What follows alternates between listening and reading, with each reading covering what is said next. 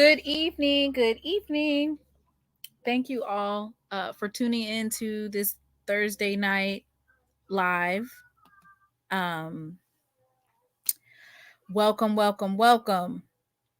We have a lot to discuss, and I'm going to, because it's Thursday night, folks got to go to work in the morning. I'm going to try and keep this live under an hour and a half, maybe. Maybe Mr. Ford will get on here earlier, because once he goes, it's gonna be an extra 30 minutes. So maybe Mr. Ford will get on here earlier than usual. Hello. Happy New Year, everyone. Happy New Year. So I might as well just go ahead, and if this is your first time tuning in, I have several various episodes directly related to the Texas Southern and Fred McNair debacle. Now it's become a Texas Southern Alumni and Board of Regents debacle. And the reason for that is that today is January 4th of 2024, and we are less than a month and a half from National Signing Day, and they still do not have a coach.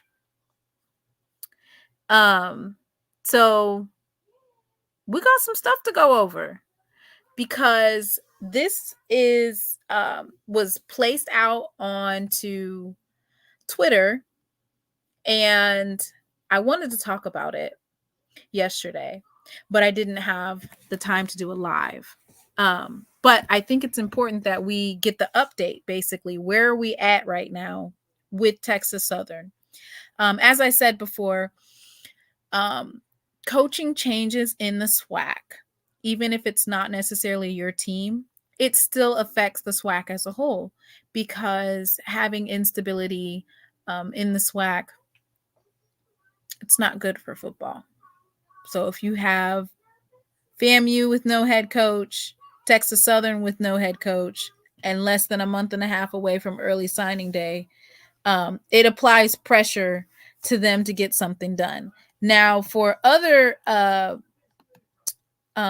schools like Jackson State or Bethune-Cookman, we're already in place. So for that, having our coaching staffs are all in place. This is both Coach Woody and Coach T.C. Taylor's second year of recruiting. They've been on a tear.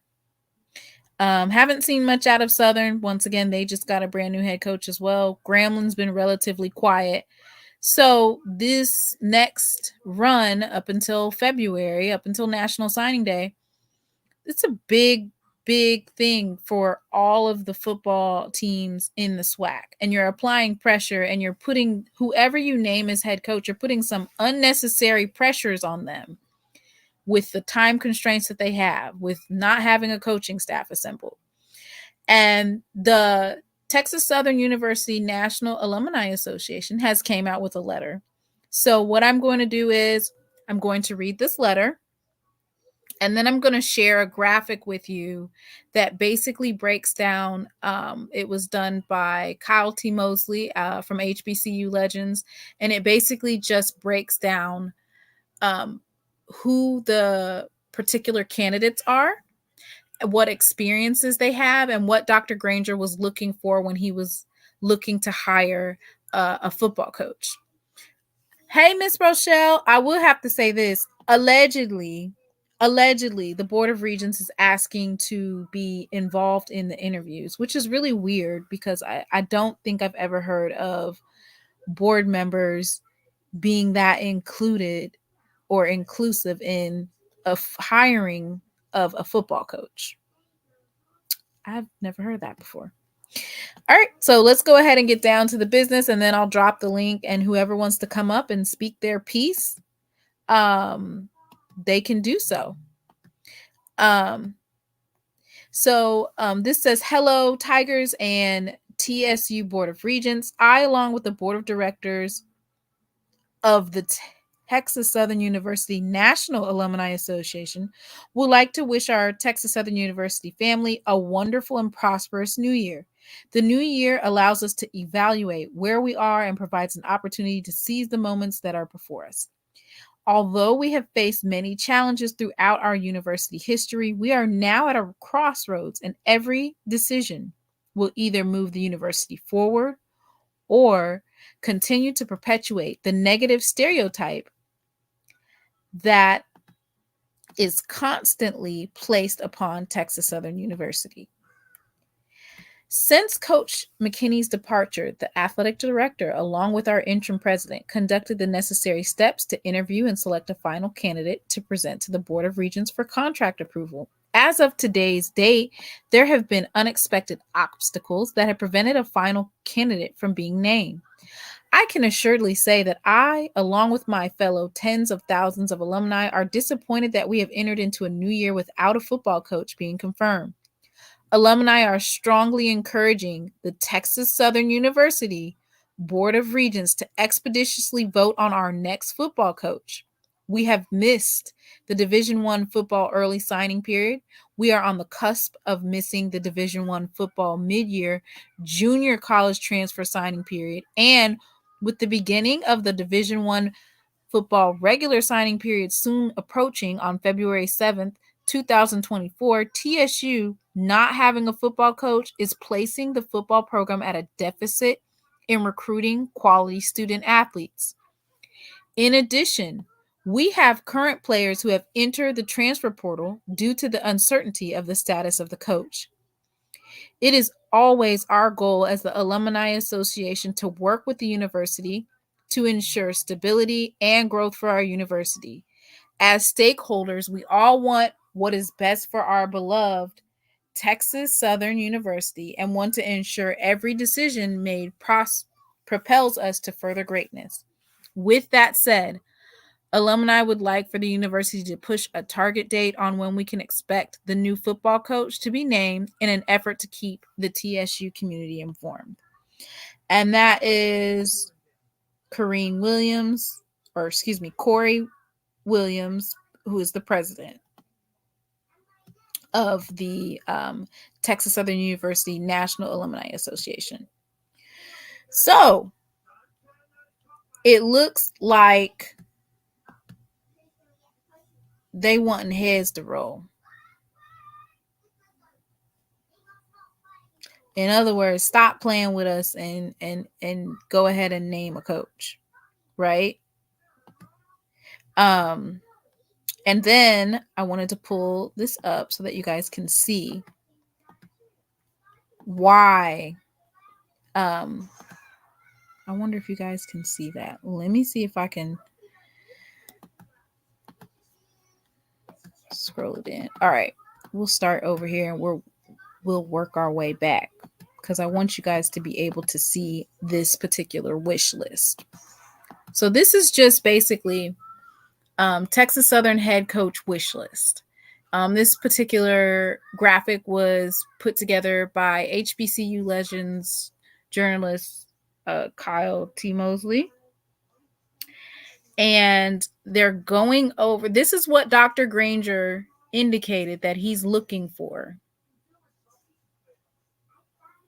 in a coach. So they're looking for prior experience as a head coach, previous success leading a football program, experience or background with an HBCU, a strong recruiter and able to develop talent, able to engage and connect with student fans and alumni. So let's go through each of these head coaches. So we have Fred McNair.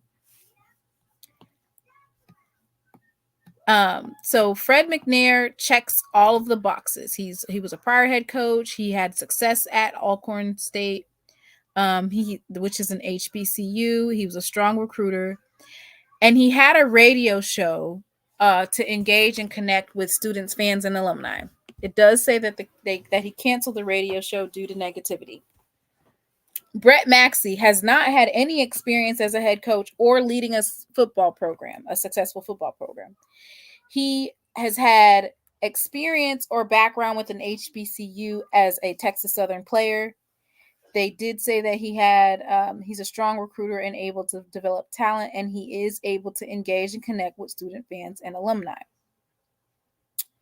Mickey Joseph, he has prior experience as a head coach, not successfully leading a football program. He's had experience at a HBCU. He is a strong recruiter. There's a question mark on whether or not he would be able to engage and connect with student fans and alumni. Is a note that Mickey Joseph had a domestic violence charge that was dropped, and he was hired by Grambling State. Ed Reed, prior experience as a head coach. It says for 25 days. He was a head coach for 25 days. That's news to me. He would be an NFL celebrity hire. He does not have any success leading a football program, experience or background with the HBCU. Oh, okay, so they're saying that for 25 days he had experience as a head coach and at a background with the HBCU. Is he a strong recruiter and able to develop talent? There's a question mark for Ed Reed. Is he able to engage and connect with students, fans, and alumni? And it says yes, he is. Next one, Antonio Cromartie. I don't even know if I'm saying that right. Cromartie or Cromartie. He does not have any experience as a head coach. He does not have any success leading a football program. Oh, wait. No, it says that he's a defensive analysis. In 2023, he's a defense analysis. It says he has some success leading a football program. Has he had any experience at a HBCU? No. Does he have any experience developing talent? There's a question mark. But will he be able to engage with fans, alumni, and students? And it says yes. Andre Johnson has never been a head coach, has never led a football program, has no experience with an HBCU. So therefore, we don't know if he's a strong recruiter or if he's able to develop talent. But they said that Andre Johnson would be able to communicate with students, fans, and alumni. So Andre Johnson was the one that the Board of Regents wanted to put in the place of head coach at TSU. And as you can see, it's an AD's job to make sure that he thoroughly vets who they're trying to hire as head coach. And Andre Johnson just doesn't have any, there's none of these check marks on what Dr. Granger is looking for are even checked. They're all either question marks or there's a dash through them. Roy Reed, he has prior experience as a head coach. He doesn't have, it's not a successful program. He has background with an HBCU. There's a question mark on whether or not he'll be able to develop talent. And then there's basically a blank on whether or not he'd be able to engage with students, fans, and alumni. So he had 4 winning seasons out of 11.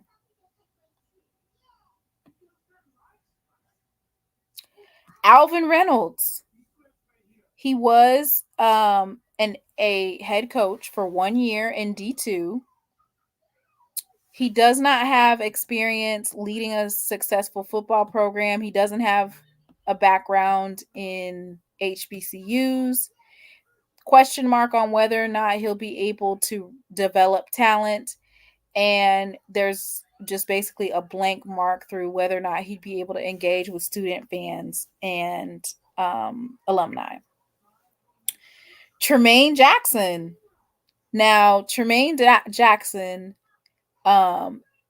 has 4 years experience as a head coach in D2. He does have from 2008 to 2011, he was a TSU assistant, so he's been at an HBCU. And he is able to build a winning program. He's able to recruit and develop talent, and he is he's able to, I guess, basically entertain or engage with fans, students, and alumni. So, out of all of these particular coaches, Tremaine Jackson and Fred McNair are the only two that have all of these things checked. And interesting enough to note that Fred McNair is the only one that led at the D1 level. So basically led as a head coach in the SWAC.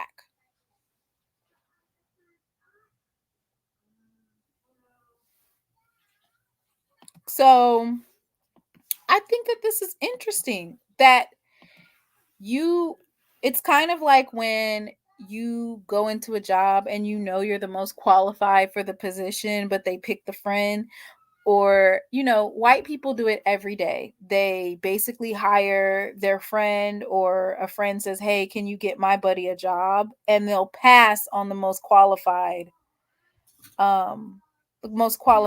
coach.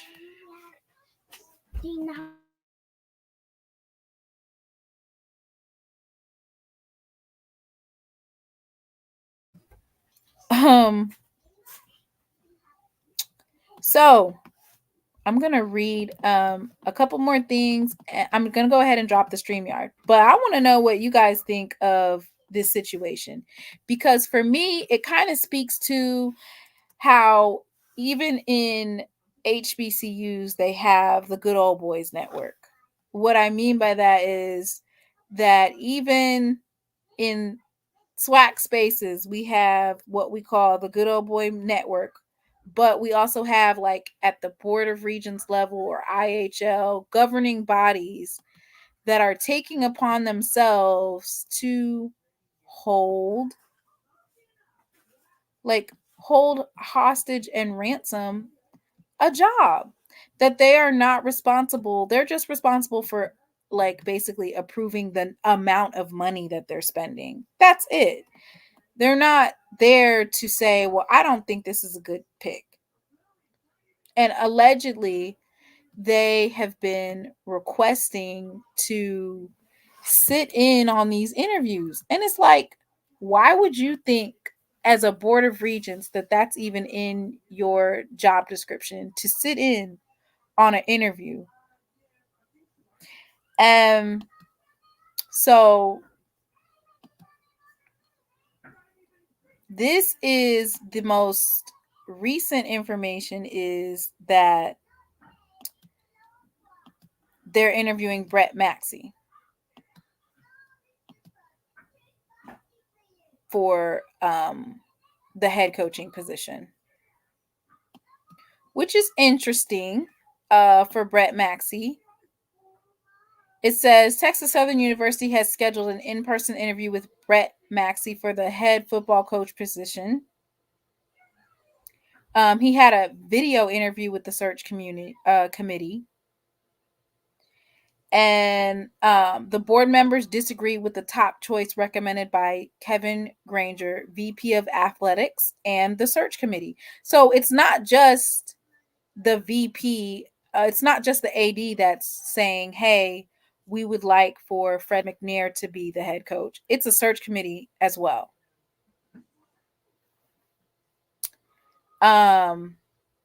They're saying, nah, we don't agree with that, which, to my understanding, that's not necessarily their job. Their job is to approve budgets and stuff like that, approve contracts and approve budgets, not cherry pick the process of hiring a coach. And it says a recommendation was made by the Texas Southern University Board of Regents to include former Houston Texan Andre Johnson as a candidate, as new and old candidates were inserted into the interviewing process. Also, the board of members requested of Dr. Granger to include them in reviewing the candidates for the opening. Like, is this even legal? Is that legal? Can you do that as a Board of Regents? You're kind of overstepping your boundaries, I would think. Brett Maxey, an alumnus of TSU, played 13 seasons in the NFL as a defensive back for the Saints, Panthers, Falcons, and 49ers. Maxey, age 61, has coaching experience in the collegiate and professional ranks. Last season, he coached with the USFL Houston Gamblers as the team's defensive back coach.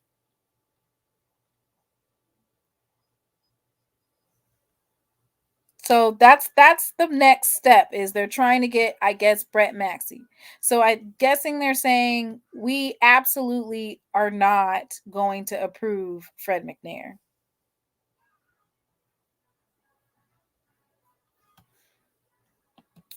And that's what I was thinking. Like, it's literally the AD's job to hire somebody. Literally, that's what the AD does. They hire folks in athletics. They're there to choose the best candidate for coaching.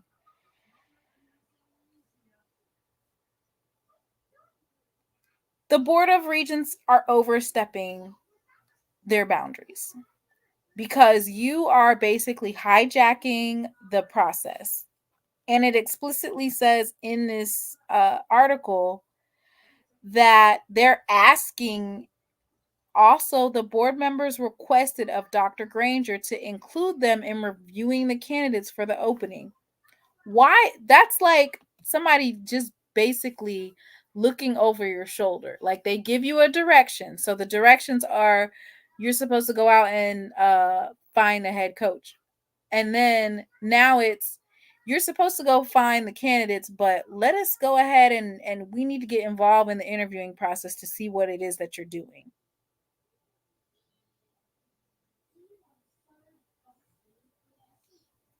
I mean, this is ridiculous.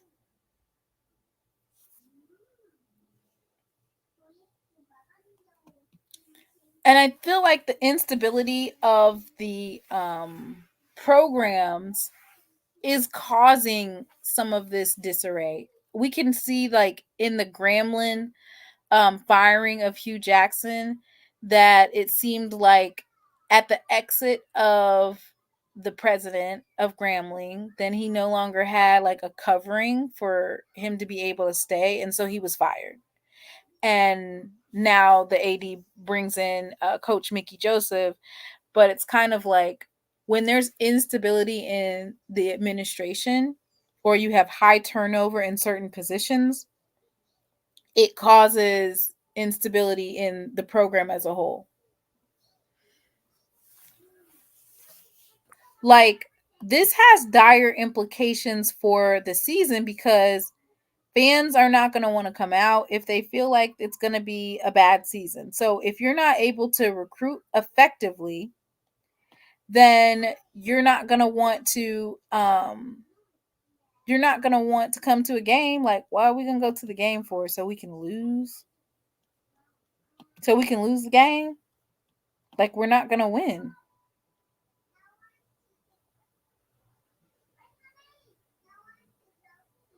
And it looks like there's some type of overstepping of boundaries with the Board of Regents.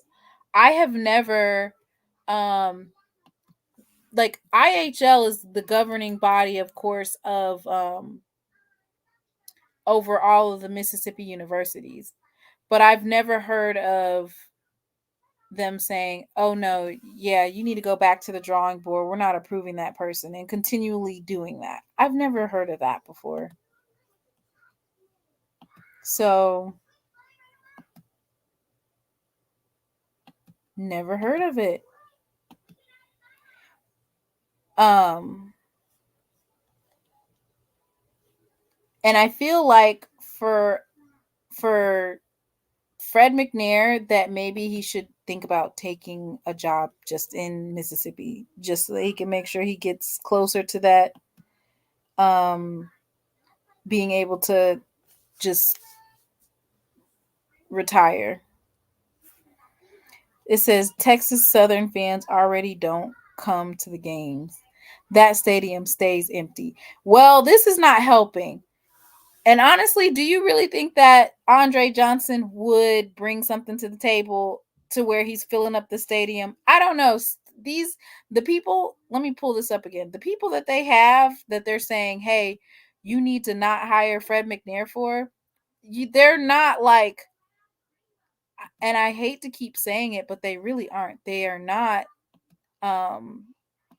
a Deion Sanders.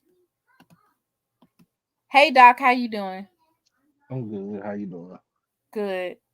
Good. Let Um me finish up. They oh, okay. Well, I just was saying, like, do you really think Andre Johnson has that pull? probably I get. used to look at the Houston Texans games; they would be kind of empty sometimes.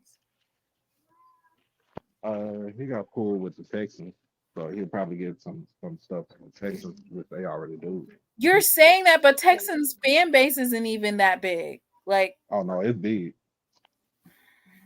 It's big. You just don't see it all the time. so People these don't folks are see it. gonna come out to a Saturday game and a Sunday game. If they're a TSU fan, they're I don't know, but it, this doing that make my head hurt. Listen, but Let me pull up the pictures of these board members again because they're actually saying like you guys are actually being there has to be some sort of malfeasance on the part of the okay. Texas Southern Board. It says he does not have the pull to get people to go to Texas Southern games. I don't think. Yeah, I mean, like somebody says Andre Johnson is the head coach. It's like, okay. Texans fan base have absolutely nothing to do with attending TSU games. Right. So my thing is, why are they so gun ho about hiring Andre Johnson? And when I look at this wish list, Andre Johnson doesn't check any of the boxes. He's never been a head coach, never led a successful football program. He doesn't have any experience or background with an HBCU. There's a question mark on whether or not he's even able to develop talent. The only thing that he is able to do is engage and connect with student alumni. And then so you're trying to make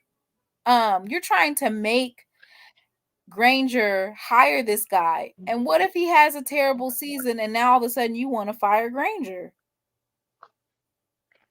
They've always had turmoil at TSU, at Texas Southern.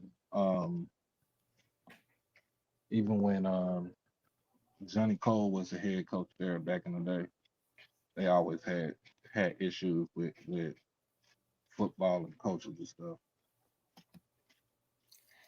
And I'm just wondering, are they doing this to so that Texas Southern isn't able to grab any talent? Because like you said, there's a lot of talent in just Texas, period.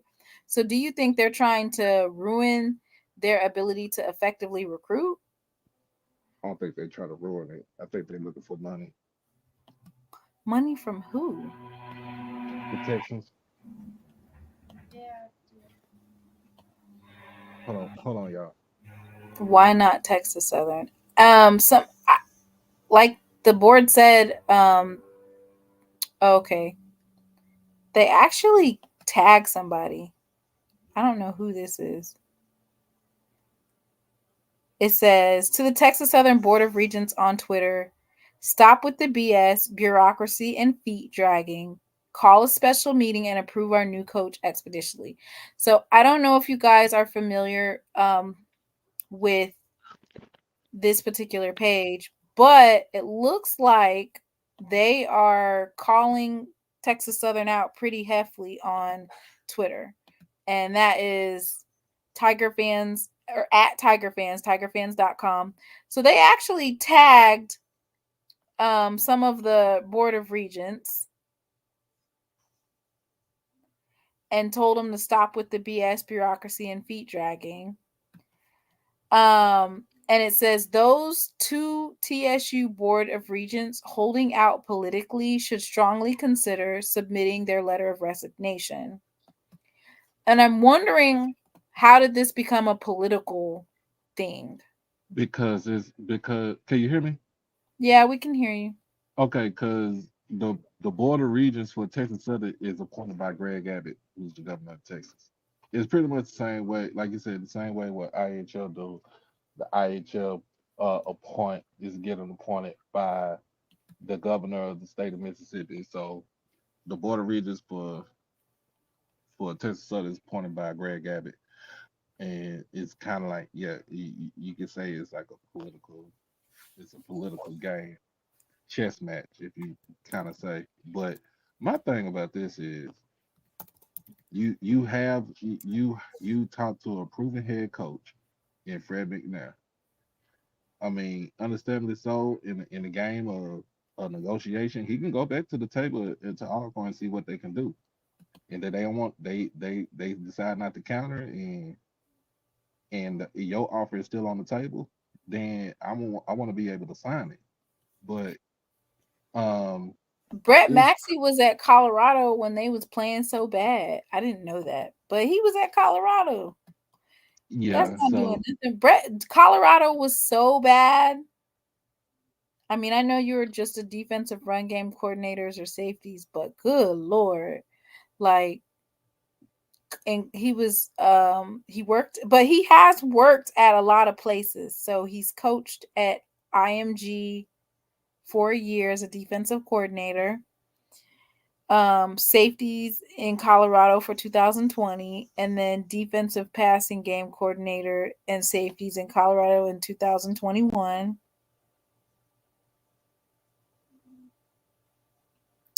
He coached at Vanderbilt. he has a oh he has a resume. Oh yeah, Auntie Rochelle, yeah, Hot Wheels, Governor Hot Wheels here. Yeah, he is an asshole. Excuse my language.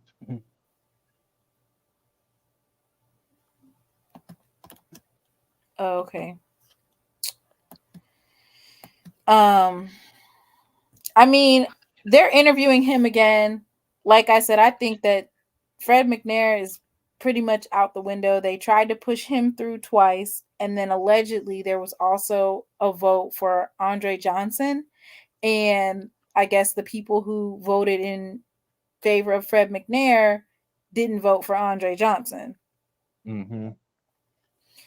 Um, so David Williams says that he hasn't ran a program. So, and he's not, I mean, I guess they're looking at, and then what they're looking at is that he was a TSU player. So that's what they're looking at. He has no prior experience as a head coach. He doesn't have any success leading a football program, and the football programs that he was on, especially for like Colorado, was not good. But it does say that he's a strong recruiter, and he does have experience or background with an HBCU as a player, and he's had some time in the NFL. But I'm glad that on the thing they didn't call him a celebrity hire. He's Nah, they able wasn't. to engage and connect with student fans and alumni. Yeah, I wouldn't call him. Brett Maxey is not a celebrity hire. Brett Maxey is pretty much he's the actual football player. He's kind of like in the same mold as Mike Mentor, who was at Campbell. Like he was a real good, he's a good football player, and he's not really a celebrity, but he does have a, you really think about it, he said he does have a resume. Right. So Tremaine Jackson has a resume. yeah, I saw that as well. He does but it's just like I feel like they're trying to say if you're gonna hire somebody, then it needs to be somebody if you're not gonna hire who we want, we're not gonna approve who you want either. So you're gonna have to hire I'm thinking that they'll probably approve Brett Maxey then. So Fred McNair checks every single box. And some people are saying we don't know how Fred McNair would translate in Houston.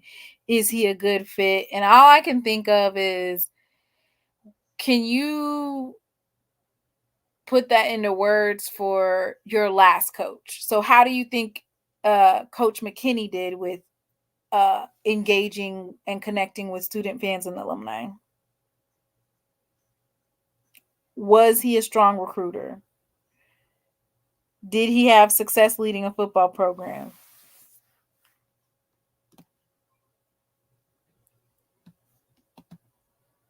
And Israel's saying basically that they want to keep Texas.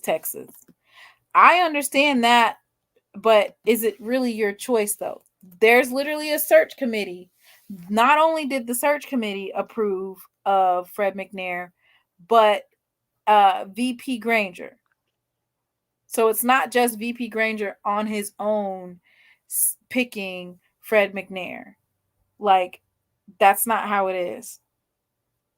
And if I look at this, it's kind of like, am I going to go with my homeboy or am I going to go with the most qualified? Who is the most qualified out of this? And I guess maybe is it Mississippi bias? I don't think it's Mississippi bias. I just think that some people think that he won't be able to recruit, first and foremost, not just the whole state. You got to get Houston. If you don't get the kids out of that's at Jack Yates or at Worthing or Sterling or my guy Carlos up in here, Sharpstown or somewhere going to KD, North Shore. Like, if you don't go around to these inner city and then to the outside, like Manville, Pearland, like, you don't need to be coaching at Texas. Okay, but this is my thing. Fred McNair has been able to get students, and we talk about good football players from Texas to go to Alcorn. So that speaks to his recruiting ability, because you're going to Lorman, Mississippi. What's in Lorman? Cornfields? Nah, ain't no cornfields. The woods. It's the woods. Nah, it's crazy because I could say they Alcorn recruited my cousin to go play quarterback for them back in the day. Well, I mean, he's from Dallas, so like, they can come into Texas, but they trying to say, well, he doesn't fit. Like, Jimbo Fisher didn't fit at Texas A&M. And look what happened with him. Fred recruits Houston. Alcorn SWAC one was with a Houston QB. Right. So my only thing is, I feel like maybe with Fred at the helm, maybe he would have a chance to really make a dent in some of these recruits. What about his dry personality though? Dry personality. Well, what do you think about Coach McKinney's personality on the coach calls? I think he was a little bit more reserved than some I don't think Coach McNair got a dry personality. Yeah, we interviewed him. I don't think he does either. I was finna say, we interviewed Coach McNair, and we also interviewed Coach McKinney. Didn't we? Yeah. We could barely hear Coach McKinney. He has a humble. I mean, I'm pretty sure maybe that's not how he talks at football practice. But he was.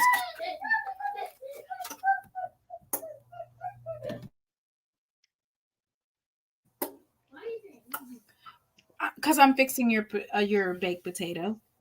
They didn't want Fred McNair because they think he's country. Oh, Lord. And there's nothing wrong with being country. Sometimes you need a country person to come in there and show you the grit that you get, the grit and grind that you get from the country. It say McKinney was a good coach. The talent level is good, but people did not like him. And that's what I'm saying. Like, maybe I should play the interview that I had with Coach Fred McNair. He was very personable. I asked him, I said, Coach,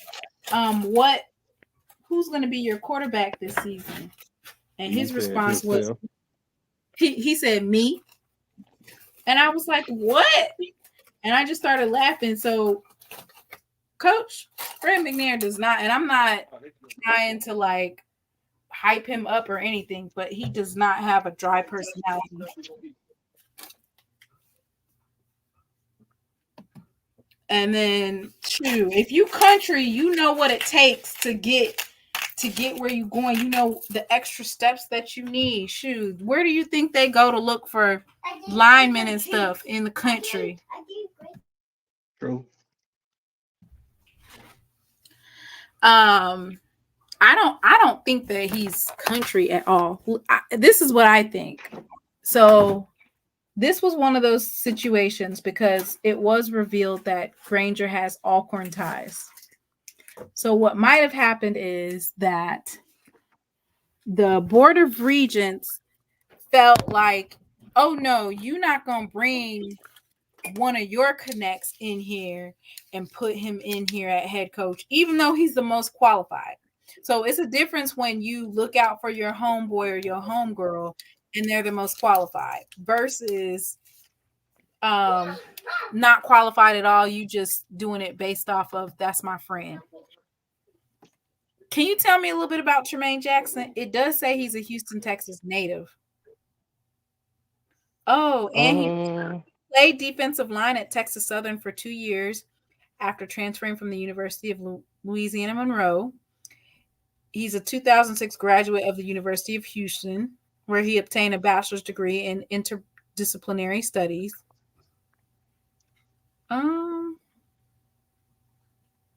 He coached at Abilene Christian. Yeah. He coached at USF. Yeah, and he got Valdosta as a damn juggernaut. So,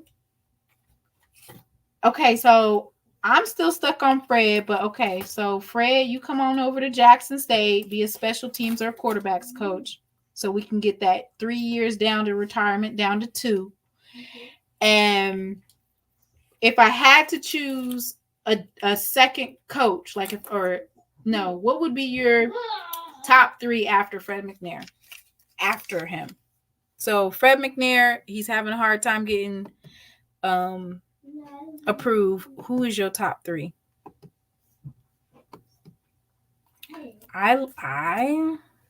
Texas Southern's basketball coach was from Mississippi for decades, and he kept at least 5 Mississippi players on all those great squads, including Kevin Granger, their all-time scorer.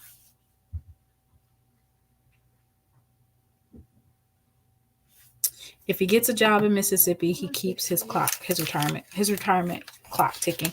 Yeah, so that's why I was just like, you know what, Fred? I wanted you to get the job at Texas Southern. I feel like you deserved that, and I feel like you really could have changed the program around. I felt like that would have been a good get for Texas Southern. Now, mind you, the SWAC ain't never been scared of a little competition. That's what makes SWAC football great. And the one thing that I liked about Texas Southern, which they might have changed their tune, is that they gave Coach McKinney time. They gave him a lot of seasons to get his stuff right? Yeah. I'm not gonna say he wasted, but a lot of them were contingent on Andrew Body. And even before Andrew Body before he was even the quarterback, I mean, like I said, me and Mr. Ford, we always gonna say this. Carlos is if he's still in the chat, Miss Ocean 91, they still in the chat. If you don't beat Prairie View, you don't win that Labor Day Classic. That's like an automatic strike. Oh wow. But so even if it was who they wanted, even if you got the coach, the Board of Regents got who they wanted as coach, you've severely put him at a deficit. and Right. he's not Coach Prime, you can't just say I'm gonna put together a squad in less than 3 weeks.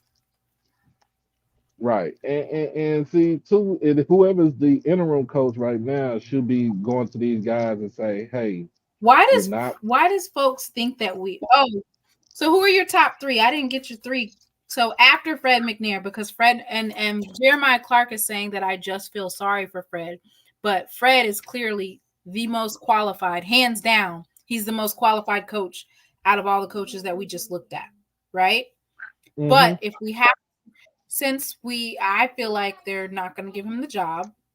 Who do you think is next up? You said Tremaine Jackson, right? Tremaine Jackson. Tremaine Jackson will be the next one up, and Because then he is the head football coach. It's at the D2 level, but for a football coach who is being successful at the D2 level, kind of like Chennis Berry, all that says is now I got more scholarships and I got more resources. And when you work at the D2, similar to like you're used to working with less, so you grind it out and you make stuff shake. So that means right. coach going from D2 to D1, the scholarship increase. Sometimes you should have access to better resources. So a coach like that, he's not going to necessarily get frustrated versus a Brett Maxey who's used to working at Colorado in $500 million facilities. Yeah, when it comes down to it, my top 3, if it ain't, and I'm gonna go with, I actually go with my trophy chaser. He told me, he said his top 3 would be Fred, Tremaine, and then Chris Dishman, who's also a coach. He has Houston ties also, is a good fit, and him and Bubba McDowell played together when they was at with the Houston Oilers back in the Who day. did? Chris Dishman. Okay, let me pull up Chris Dishman because he's not on the. Okay, so if you're gonna say Chris Dishman, where did his name even come from? Because he has ties to Houston, and he's been coaching. He's in the defensive coordinator in the XFL right now. That's him. Is he? Yeah, that's what this says over here. I went to his LinkedIn. He's gonna be like, "Why?" Yeah, I will go. I will go with him too. I'll take a look at him too. But is he even in a candidate, or y'all just saying him because he's from the Houston area? Okay, so you gotta check and see if he checks off the checklist. So I'm gonna read it to you. The checklist. Okay. Does he have previous experience as a head coach? As a head coach, I don't think so. Okay. Does he have previous success leading a football program? I mean, well, that ties into the head coach. Does he have experience or background with the HBCU? I mean, he was in Houston. Shoot, he better have some. A strong recruiter, able to develop talent. I think he'd be able to develop talent. I don't know about the recruiting yet, but I think so he's from Dallas Fort Worth area. Okay, so let's see what he got. Defensive. Oh, he was a defensive coordinator for 5 months at the XFL, or no, the USFL. And then they merge. Yeah, it just merged this. They just merged this week. I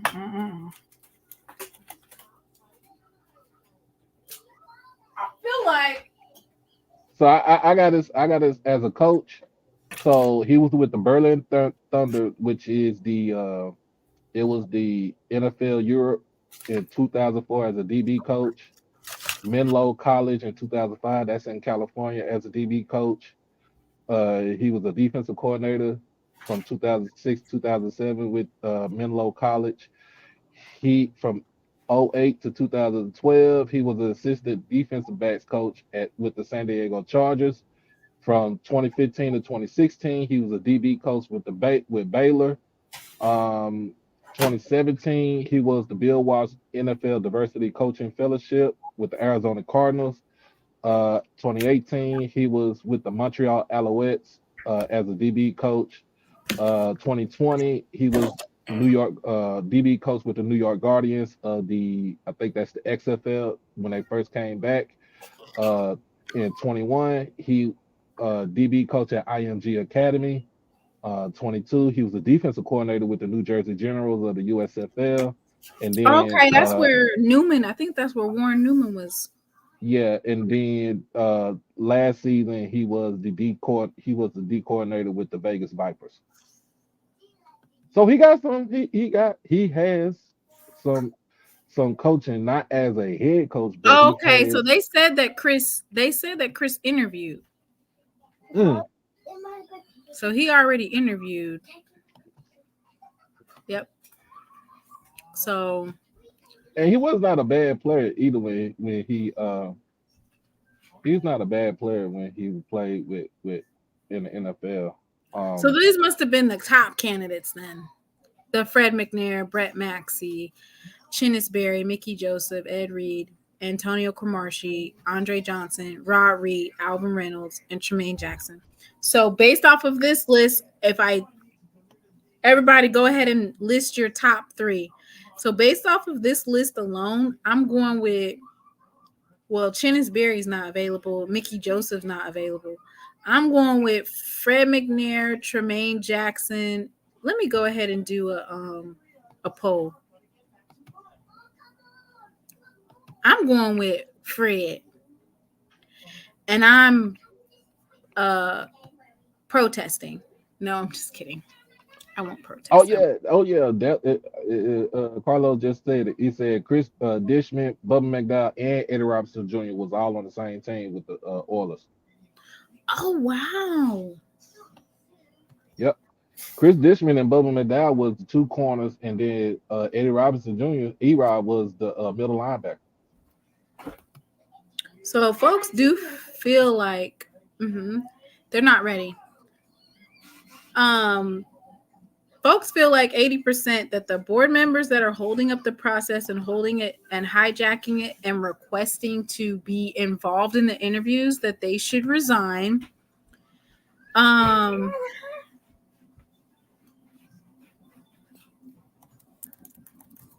Okay, so I guess I'm going to leave Fred McNair out of this. Should I leave him out of the coach? I mean, maybe.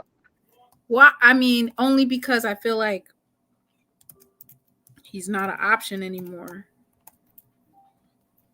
So I'm going to do Brett Maxey, Chris Dishman, and then I'm going to do Tremaine Jackson, right? Because Tremaine is the only other coach that has head coaching experience and has had a winning program.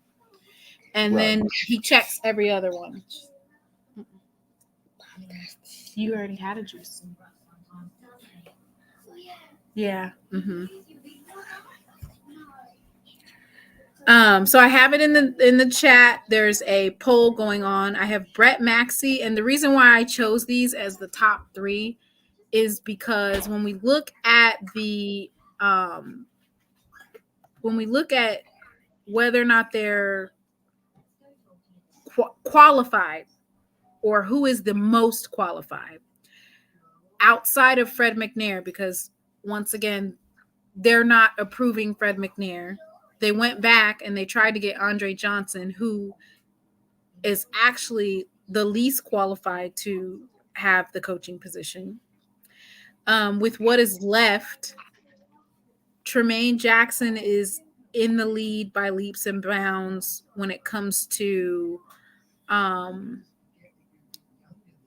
having all of the check marked boxes. But if I'm Tremaine Jackson, and I'm not trying to be I'm not trying to be funny, but if I'm Tremaine Jackson, understand so I am like he is from Houston, right? That's not me, that's my son, Bishop. He's from Houston, right? If I'm Tremaine Jackson, do I really seriously? do I really, really, really want to leave Valdosta State, which is a D2 powerhouse? Like, do I really want to leave that school For $313,000? Yes. Hmm? Right? That's a jump. I'm pretty I sure mean, that's a jump. Yeah, that's a jump. Well, I'm just a saying, huge like, jump, ain't it? yeah, it's a huge jump. But I'm just saying, I'm kind of, I guess I'm saying I'm playing devil's advocate.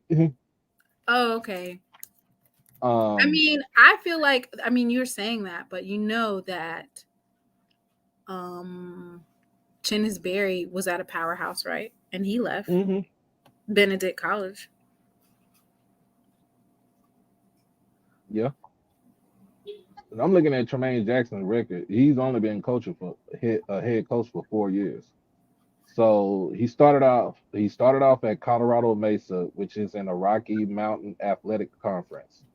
Um, so his first year he went 2-1, and that was because of COVID. And then in 21, that fall he went 8-2. Um, and then when he got to Valdosta, that was his only losing season at 5-6. And then at 22, and then 23 last season he was 12-2, and he went to the quarterfinals in the D2 playoffs.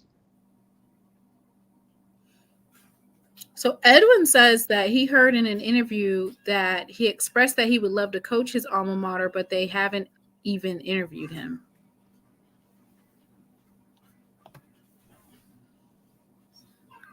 I mean, he was on the wish list. So maybe it was one of those things where they wanted Fred McNair. They thought that they had the votes. They thought that they had everything squared away. And then they got turned around. And so that's why you see this thing where they're opening back up the search process. Uh, what year was COVID?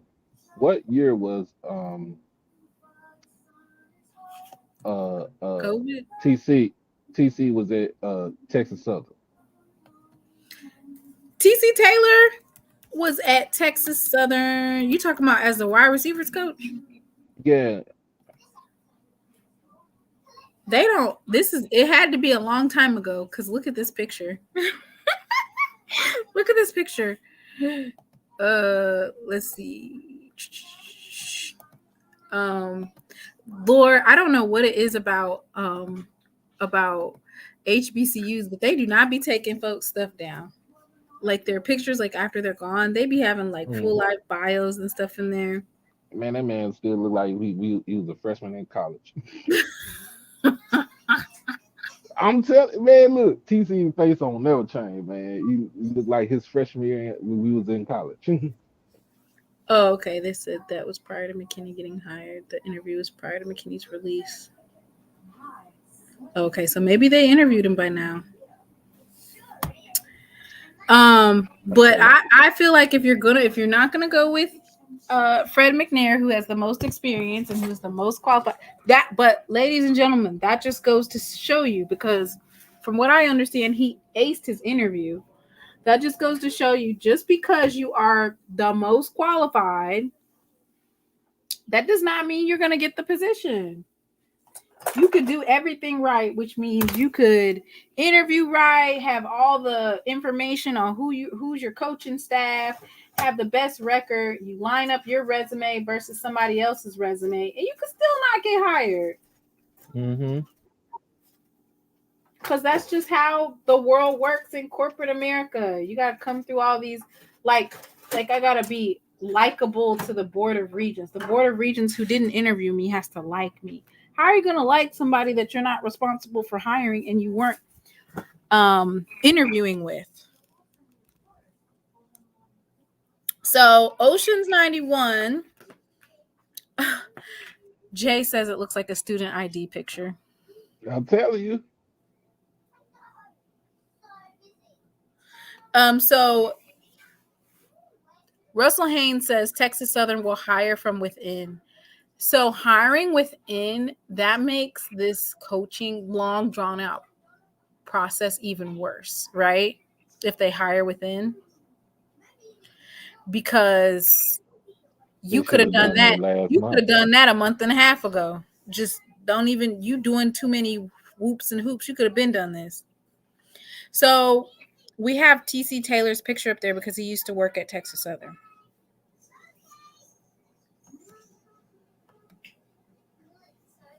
That's why we have his picture up here. So who else? You said Chris, and then Chris Dishman. Okay, Chris Dishman. Okay, and who was the other one that you picked? Tremaine Jackson. Oh, okay. Well, we looked at Tremaine's. He has a stealthy resume, but like you said, it's at the D2 level, and you're thinking that he doesn't want to move up. He moved up, or excuse me, Chinnis Berry moved up to South Carolina State, and I would make the statement, I'm going to go out on a limb and say, like, the upgrades, maybe not the size of the school, but Benedict College definitely has better facilities than South Carolina State. They do.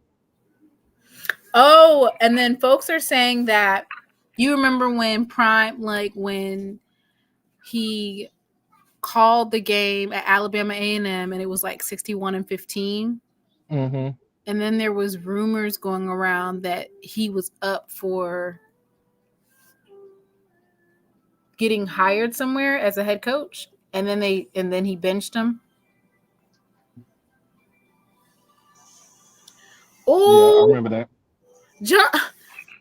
Andre Johnson doesn't even have a degree. What are we talking about here?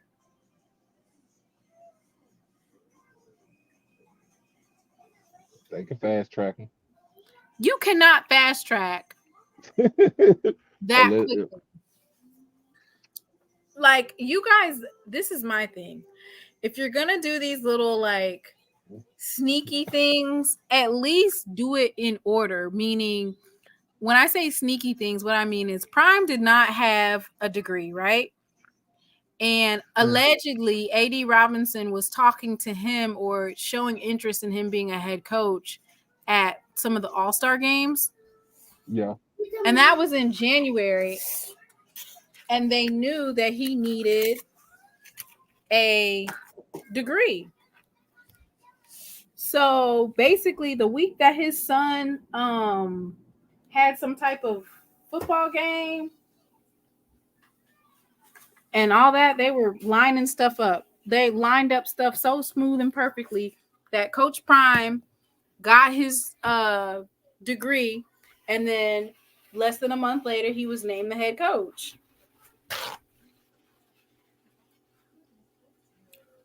Why would he not have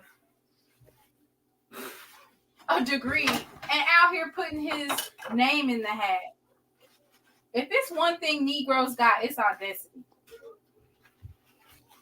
Because how did you think you thought you was gonna just because you're a celebrity in your city, you thought you didn't have to have a degree? I heard that their two board members are trying to see where Andre is at on his degree and will hire him when he gets it. And they need to be fired.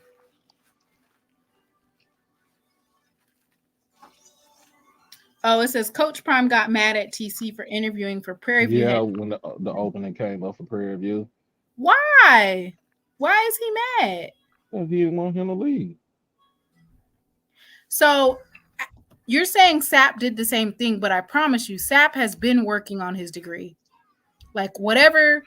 Matter of fact, I could have sworn that Coach Prime said something about Sapp like 6 months ago or something like that. Yeah, because I think Warren Sapp said he promised his mama that he was going to get his degree. So some of that stuff is.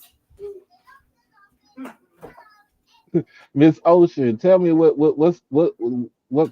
are the parts that we need to be talking about? We don't know the quiet parts. We give us a hint so we can just play a guessing game. We can call hijack Hijack the head coaching job. Let's play a game called Hijack the Head Coaching Job. Somebody needs to go ahead and expose them. Some of y'all don't even have degrees. Why you over here trying to be the head coach at a HBCU? We ain't rocking like that. Ooh. SAP has some scandals. Oh yeah. Once out, he did get tested. When he going into the NFL draft, he did get tested. And they found that he had some booger sugar in his system. What? Oh yeah, that's well documented right there. He's a cokehead? Oh, woo! You just don't know. Is that allegedly? No, they ain't no allegedly. It's fact. It's fact.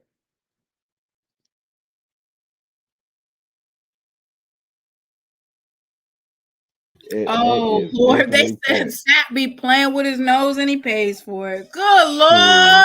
good Lord. Same way with Michael Irvin. All the Miami dudes that played Allegedly. No.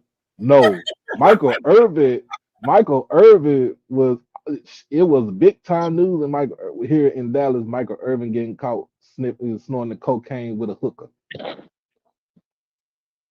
I remember this because the man came into the courtroom in the middle of May with a big ass black fur coat on, and it's 95 degrees outside.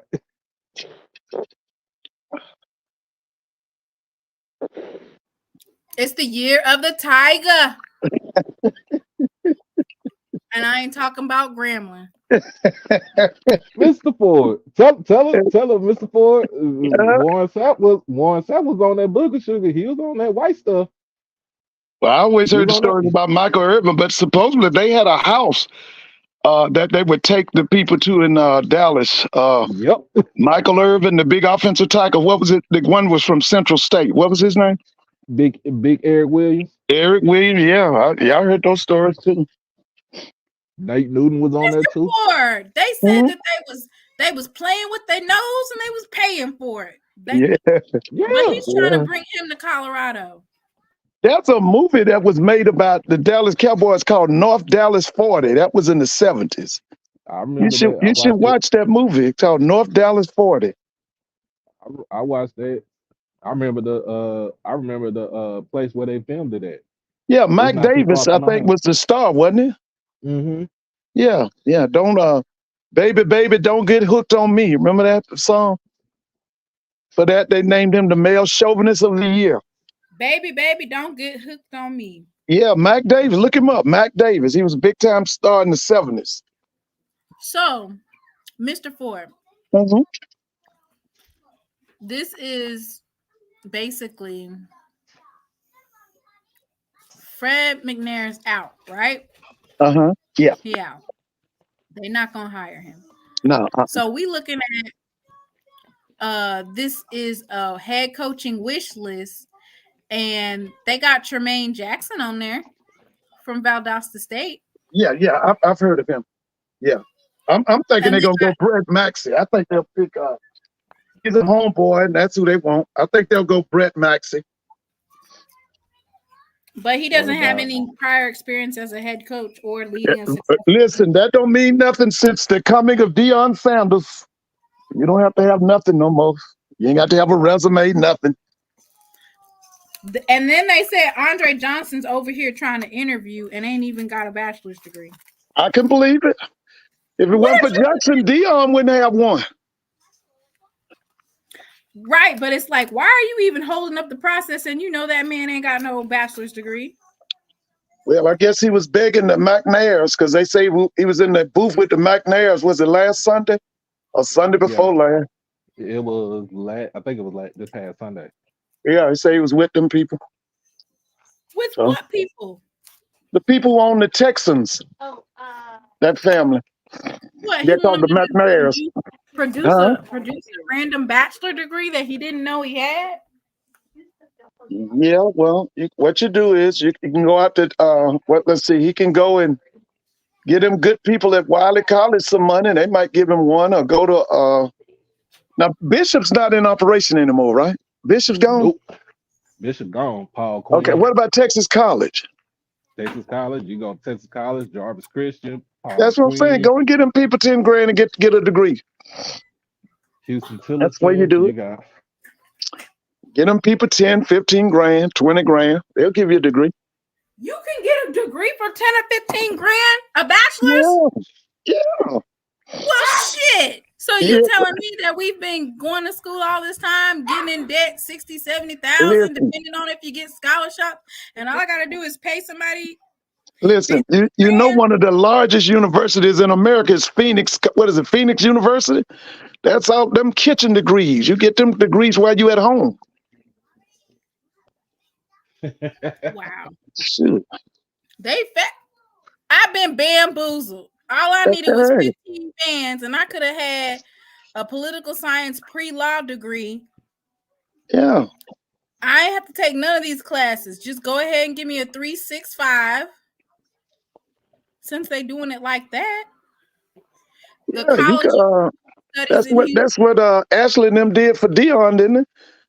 Isn't that what Ashley and them did? They went over to Alabama and talked to them good folks and I thought he had Tracy allegedly doing his homework or something. I thought he had somebody doing. Was that homework even done? I thought it was money exchange, probably.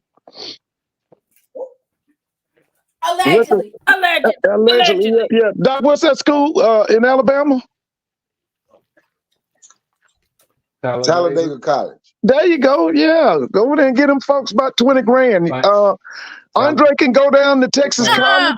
They talking about all this money. They talking about all this money that they have with the Texans. I need for you to pay $20,000 for the degree. Yeah, and we need $100,000 donated directly to athletics to renovate whatever athletic programs they have. Matter of fact, make it $250,000. If you need a degree tomorrow, you gotta pay what is it? The fast track fee. You gotta pay a fast track fee. Give us $20,000 for the degree, $250,000 donated to athletics. Since y'all want to play. But make that a yearly donation. You need more than 250. But I was reading some online. I looked that up. And according to the University of Miami, Andre Johnson went back to school in 2010 to finish his liberal arts degree. Oh, he did get one? Did he finish it? That's what that thing said. When I just Googled it. Andre Johnson graduated college and went in there. And it was in Miami. It was talking so he came back to get his degree in 2010. Yeah. So he came back. Sap got a degree recently, didn't he? Once I got his degree. He got his degree. Why are they dropping this tea? Why are they dropping this tea on all these folks in here? Talking about Nate Newton was dog fighting. Ain't Nate Newton the one that be scooting around behind Dion? Yeah. They played together. Nate Newton is a FAMU guy. I saw him play at FAMU. He had a brother named Tim. Tim played at the University of Florida, I think. Allegedly. Them guys are from Gainesville, Florida. Yeah, I remember Nate Newton. Well, he played for Rudy Hubbard. Yeah, he went to FAMU. Yeah, he played for Rudy Hubbard. Mm-hmm. Yeah, he went to FAMU. He had a brother named Tim. Hey, he didn't finish tomorrow. I think he's still 12. I think he's still 12 credits short. How many credits he needs? Ain't no how many? It don't matter. He can buy him some. Listen, credit hours is about $300 per credit hour. He can buy him some. About $300 per credit hour. Hey, didn't Fantasia go to school somewhere? See? Yeah, Fantasia got her degree. Yeah, was it Central State? Fantasia can't even. No, yeah, she admits it. She had a problem reading all that, but she went back to school. Let's see, was somebody else? They said Nate Newton can't read. Okay, y'all need to calm down in these comments. They saying Nate Newton can't read. He was trafficking weed. Lord, oh no, that's documented right there. Yeah, that is. Yeah, that's true. He got caught twice.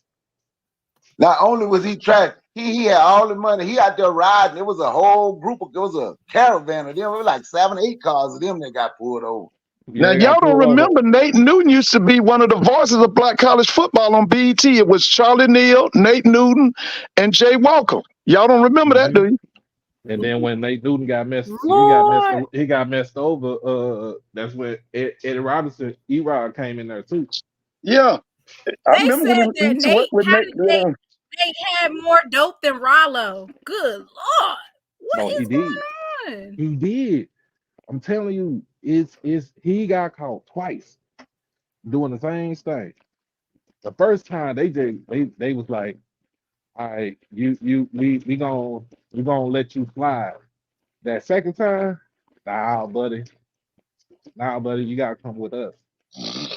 He served like some years in the pen here in Texas. About 3 years, almost 3. Yeah, about. Lord, they said Nate Newton went to prison. I know this is not the same older man that be with Prime scooting across the screen. No, El Chapo Nate. El Chapo Nate. Yeah, he got caught. The first time he got caught, he had like 75 pounds of weed in his car.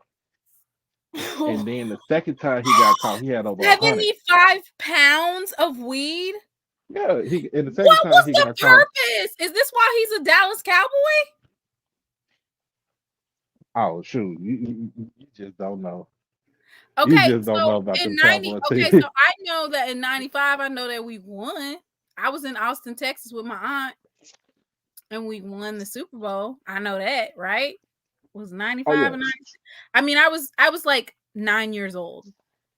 But y'all are over here saying that he's over here El Chapo Nate. And Nate had a trunk full. Y'all are over here saying this, and then Dion be over here chilling with him, and he just be scooting around. You would have never thought, like, if Nate Newton was my grandpa, and he told me back in the day I used to have at work, I wouldn't have even believed. I've been like, aha, no, you didn't. They said he was in. They said he was in a dog game too, which I don't even know why that's against the law, but still, they say he was in a dog game too. Oh, they said he's retired. He was retired when he started doing that. What? Yeah, he started doing that. He was. So what probably happened is he probably invested for you to have 200 pounds of weed. You definitely took some of them cowboy checks and said, "Let me flip this. Let me flip this for you." 200 pounds. He must have called. Who you think he called over at the Cowboys? No wonder they still love they folks up there. They got them out of a lot of trouble. Nah, Jerry couldn't get him out that trouble because that was fed right there. But for 200 pounds, you go to prison for like 30 years. Like that was that must have been right around the time where they were criminalizing blacks. I know that's a 20-year sentence. So he went around 2000, like 2004, 2005. So he got out. He got out because he was able to see his son play in high school. And his son was one of the top rated running backs in high school. He came from South Lake Carroll. Oh my goodness. Y'all are telling me stuff I didn't even know. Man. When you talk about the Cowboys, the kitchen. You talk about the Cowboys of the 90s. 30 months. He only got 30 months in prison for 200 pounds. Yep. How did he only get 30 months? That's 2.5 years. Yep. And he was already in there for 8 months. And Jerry couldn't do nothing about it. He might have been selling dope for him. Shit, that's how he got his money. He wasn't nothing but a damn mobster. Shit, he might have been selling for Jerry. That's why he didn't give him 30 months. 3 months, 30 months, 3 years. Shit. Jerry Jones ain't nothing but a damn crook. Study, look up and see how he got his money. He started with a small piece of restaurant. No, this ain't alleged. This facts. I ain't gonna say alleged. This damn dude is a crook. And he was working with the mafia, and that's because if you think, okay, I like these type of stories, but where did the mafia used to go all the time? One of the places they used to be all the time, one of their favorite hideouts was in Arkansas, Hot Springs, matter of fact, to be exact. That's where Jerry met him in Arkansas. You can't find nobody in Arkansas. You still, well, it was, I ain't gonna talk about who I know, but anyway, it was people used to go there, and that's how he started. Look up, he started with one pizza restaurant. He met some investors. Come to find out, his investors were Italian mobsters, and he took that money and used that money to do this and used that money to do that, and that's how he ended up with the Dallas Cowboys. Ain't Jerry Jones a crook? Well, all them white folk with all that money crooks, but I'm just saying. I remember he paid over $100 million for the Cowboys, to buy the Cowboys back in the 80s. Mafia money. Lord. Look how much they're worth now. So basically now my question is this. So you see how deep ties all this money and stuff like that. Is it the same way in Houston? In Houston? Yeah, because I'm trying to figure out why this is getting hijacked and why folks is getting in HBCU business. But the way you telling me, like, how it's structured, I'm over here thinking, shit, go ahead and Fred, you go ahead and go on. Come on over to Jacksonville, Fred. We don't need to be in Texas politics. You got Mattress Mac over in Houston. He be betting on all the Astro games and stuff like that. Of course, the McNairs, the football family McNair, not the plan, but the owners, they got money. Then, if you really think about it, you really talk about the street stuff. If you really want to go with the street stuff, Jay Prince. Oh no, we don't want to go with that type of street stuff. We just want to know, why do Andre Johnson think that he deserves this? He's just hijacking this Texas Southern job. Like, this is mine and I want it. And I don't have a degree, but I still want it. It's kind of like, wait, what? How are you going to be open to a job you're not even qualified to have because you do not have a degree? Nah, I got them off like. I'm surprised that nobody reported. Like, Andre Johnson's not for the job because he doesn't have a degree. Can Fred McNair sue them? Yeah. He gave up his job. He gave up his job to take this job. Then he don't get this job. Let me see, because it depends. An agreement in principle. That's what I would have to look at the clause of.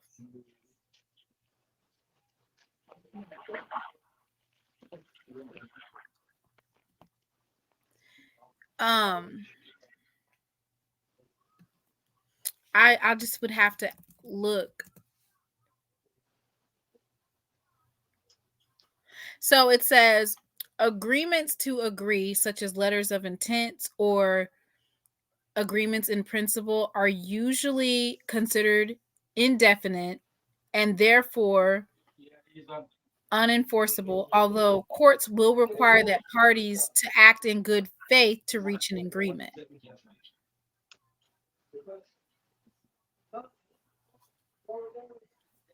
He left his job. He did all that. Man.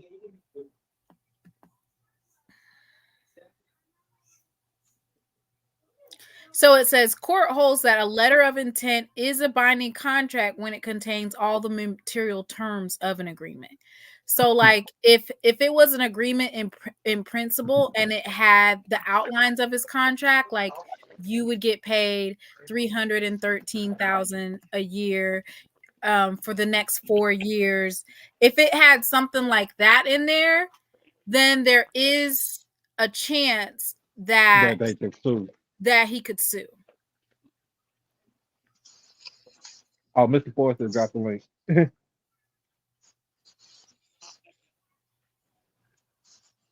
Well, yeah. And then Oh it's yeah, like, I forgot. Ooh, forgot who about are Tillman you Fertitta.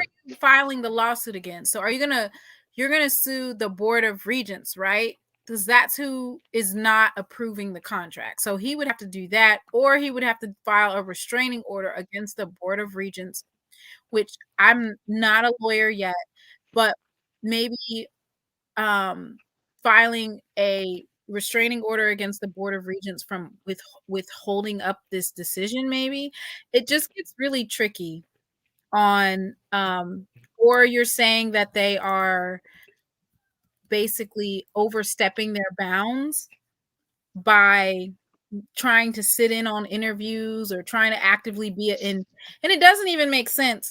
But now that I know that Andre Johnson doesn't have now that I know that he doesn't have a degree, what I think is happening is they want to hire someone They can control. at an interim position, somebody that once Andre Johnson does get his degree, they'd be able to replace him. But they already have the interim in place, though. They have them right now. So I know, but he's not really making no moves right now. He's everything's in limbo. Yeah, it's in limbo. That's what I'm saying. Like, it's an interim there. But I forgot. Oh, the other person that got money is Tillman Fertitta. He is the owner of, if you're Papados. I love Papados. Yeah, he's the owner. They said that he can't sue. He can't sue because it wasn't a binding contract.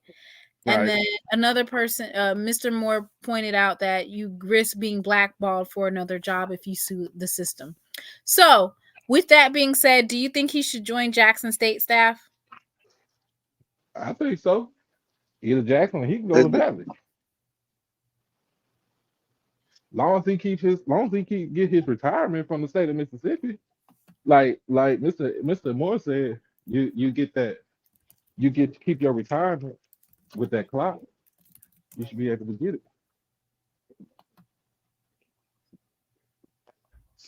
That's fine. Well, since you can't sue, that means the next best thing is to whoop some ass. Whoa. Is Greg Johnson the interim? No. I'm trying to figure out who the interim is right now. The interim head coach. I haven't seen any real tangible recruiting. It's like everything's on hold. So but what would he do at Jackson State? You said him coming to Jackson State. What would his position be at? What would he? We no longer have our quarterbacks coach. Our quarterbacks coach, I want to say that he went to Austin P. Right? Oh, okay. So quarterback coaching position is open.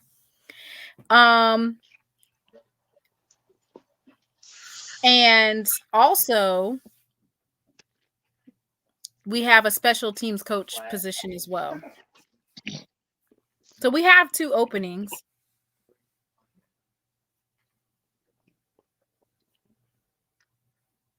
New quarterback got hired, I think. New quarterback coach and special need.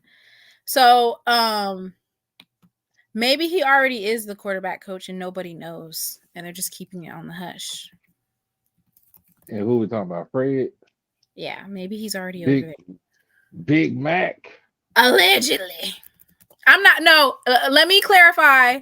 Please do not say that SheLovesThee said Fred McNair is a coach at Jackson State University. I did not say that. I said maybe he's already there, as in, allegedly. No, not allegedly, but I feel like if Fred McNair does not get that position, that they should go ahead and let him be on the staff. Not only because he's more than qualified to be on the staff, but because let his clock run out. You don't need to sit nowhere. Just I know one thing. The whole SWAC, all the coaches and everything need to be talking about the way this was handled. This is absolutely embarrassing. What they did, Fred, actually is embarrassing. They don't even have a coach yet. But the way they did Fred, he leaving Alcorn, everybody need to be speaking out against that. When you say we need to foul. speak out, like what is some other things that that is foul? Done? What is some other things that could be done though? Like what else can we do? I don't know.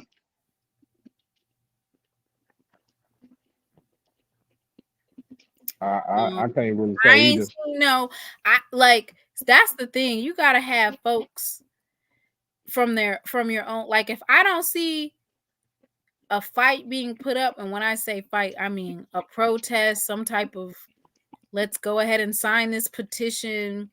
Like you don't want to make too much noise for somebody else's alumni because you don't know, maybe they don't want Coach Fred to be their head coach, but maybe they want a coach. So you could just, even if you were just protesting the fact that you don't have a coach at all, but I don't want to overstep my bounds.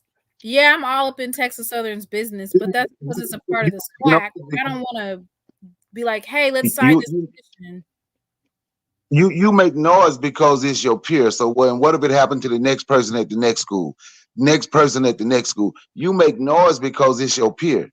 You ain't in a business, but you let them know that's BS. You don't let them, because then they can just continue. The next school can do it to the next coach. The next school and the next school, and anybody. These people, Board of Regents are shit. I can say Jackson State with their president. Anybody can just stick their nose in and keep you held up and have you waiting and have you looking like a donkey, But in Fred's case, shit, everybody just knew he had the job, and this happened. So this is why the coaches. This is why you speak up. You speak up for your peers. So and Dan Fred he's well respected in the SWAC and in the whole HBCU community as a head coach and as a former student athlete too. So we don't want to forget about that.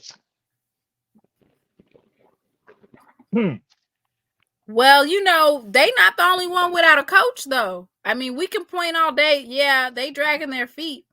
It says make noise. Okay, so I'm making noise, but along with me making noise, I need some of those illustrious lawyers from Texas Southern University to go file a lawsuit against the Board of Regents, a restraining order, something. So the only thing with doing something like that is you might freeze it and then you might have to forego the whole season. That's the thing.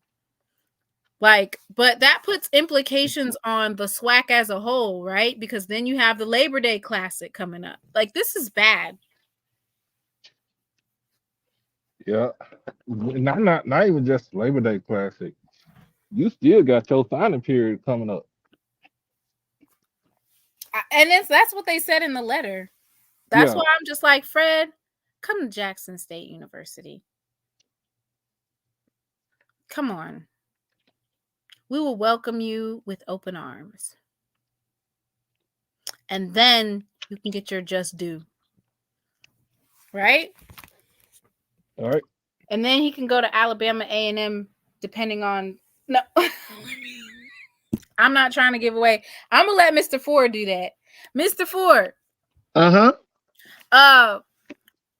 What do you think coming into this season, these seasons coming up, what do you think which coaches have to show improve something, or else it's going to be some more straightening? You done cleared out the whole of the West. Maynard's on the hot seat. You know that. Maynard's got to produce this. If not, he's definitely gone. Maynard been on a hot seat for 2 years. Yeah, he on the hot seat, man. This is probably gonna get him. If President Williams don't get him, the fans are gonna get him over in Alabama A&M. He's got to produce. Yeah. After Brian, yeah. What about FAMU? Since we got a FAMU faithful up in here, Mr. Campbell talking all that mess, let's get on FAMU ass. Yeah. I was gonna leave them alone for a couple of days, but I just feel like FAMU's been destabilized. I think they've suffered a coup d'etat. not the coup Coup d'etat. d'etat Coup led by that lady that Doc speaks so highly of, Tiffany Don Sykes, and the president was Dr. Larry Robinson. You know what? I think they've set that program back 10 years. Ooh, dang! How you go from being the year of the rattler The yellow rattler. It ain't gonna be that to being set back listen, that's over. the year 2010? That's over. They bumbled and mishandled that. Like I said, it was a coup. Oh yeah, let me look that And I'm up. gonna say this too. I understand that Willie got sick of them, but I'm gonna tell you right now, because I've been there. Willie gonna get sick of Durham too. Because man, that ain't nothing to run to. I've been to Durham. He'll go across the tracks to North Carolina Central. Yeah, I listen. I think he and his wife are gonna be ready to leave Durham.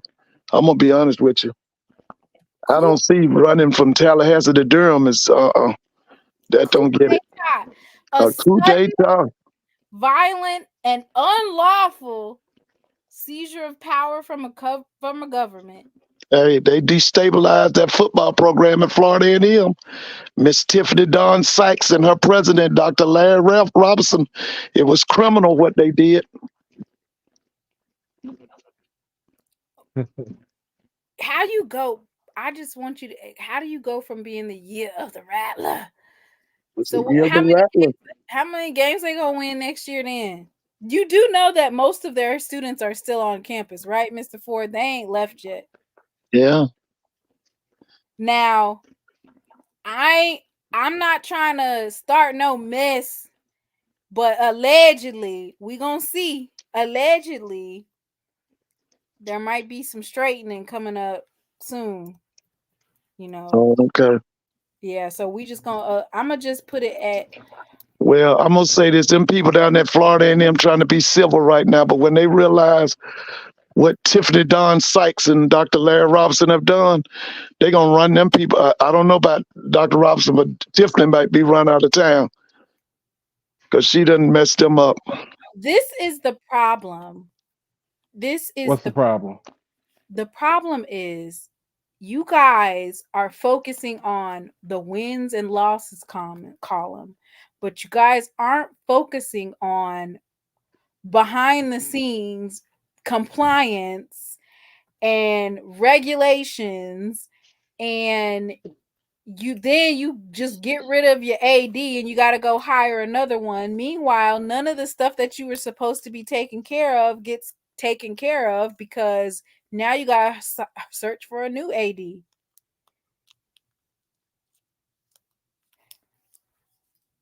They need to. All right, I'm going to go ahead and read this. I don't even be on their page like that. I really don't. I'm just going to be messy today. I don't read HBCU Colorado. Oh, is that Stephen Gaither in there? No, it's Vaughn Wilson. You don't like Vaughn? I didn't say I don't. I didn't say I don't dislike any of them. I don't like HBCU. Listen, I grew up as a child reading his dad. His dad used to do the programs at Florida A&M. I used to read. He would set it up for they was Florida A&M. No, they was FAMU game day this past week. Baby, I ain't seen so much coverage with FAMU. I've never seen HBCU game day cover FAMU like that. They was FAMU game day this past week, but for the most part, it's Colorado game day. All right. So this particular article was posted on June 14th, 2022. This is Vaughn Wilson. Florida A&M, who as recently as May of 2019 went under NCAA restrictions for 7 sports, not maintaining sufficient APR numbers, they could possibly again be facing penalties in 2023.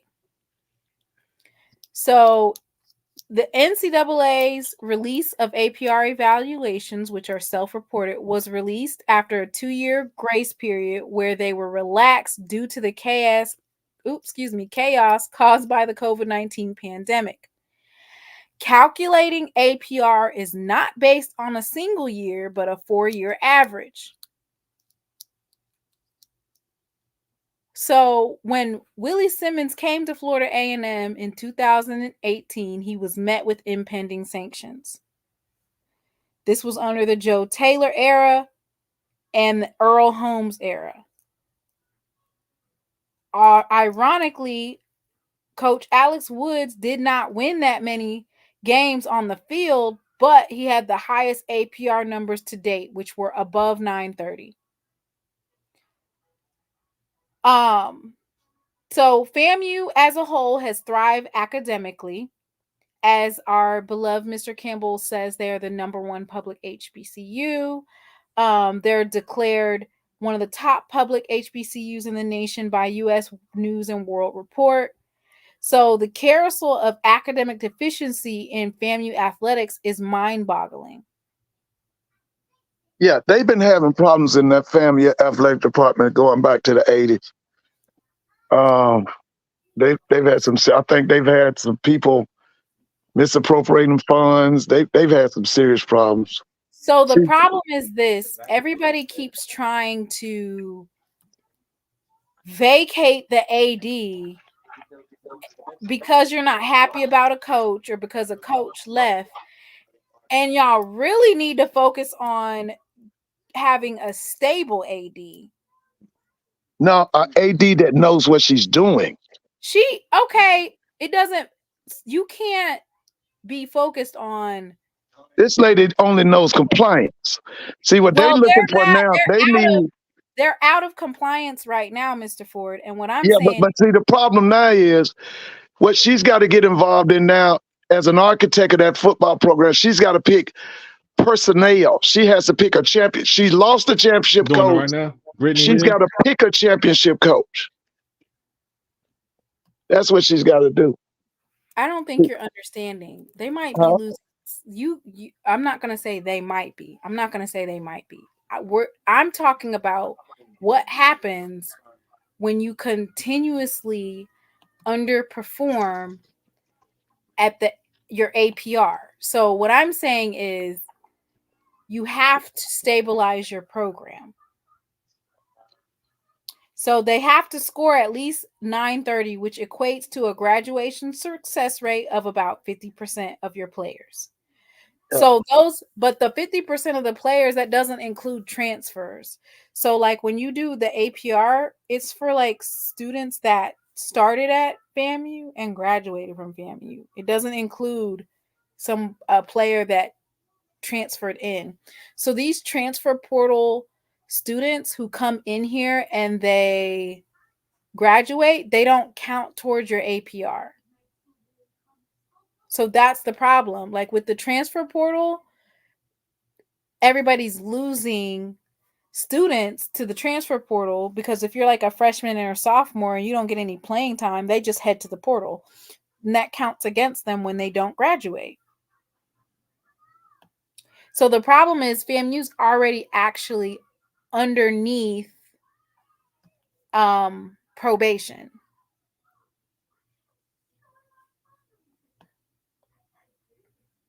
So if you're coming out of probation and you're still not right, what remedies do you have? I feel like one of the remedies that you have, you need to be saying, well, HBCUs are at a disadvantage on all levels, so we need more time. That's true.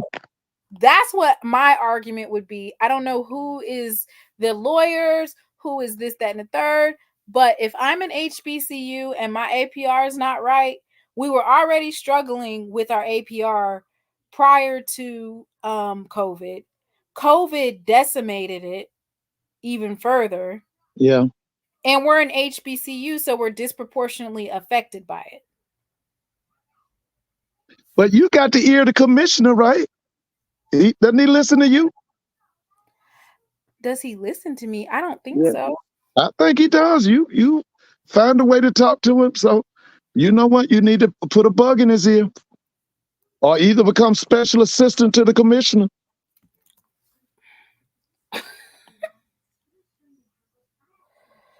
Oh Lord. So I feel like I'm gonna just pull this up so I can read it to you. Like some of these other programs that are not FAMU, there's a chance that they could face bans, postseason bans. So we're gonna take Missouri State football. Let me see if I can get this one. What conference are they in? Is that Missouri? Isn't it a Missouri Valley Conference? Missouri State football ban. Which I think, see, the thing is, we don't know. I'm not sure. Let me see. Missouri State football postseason ban. Which means that it says, dang, it's not letting me look at it. Missouri State football could face NCAA sanctions in 2024 if its academic progress rate score doesn't improve next year. So if you have some type of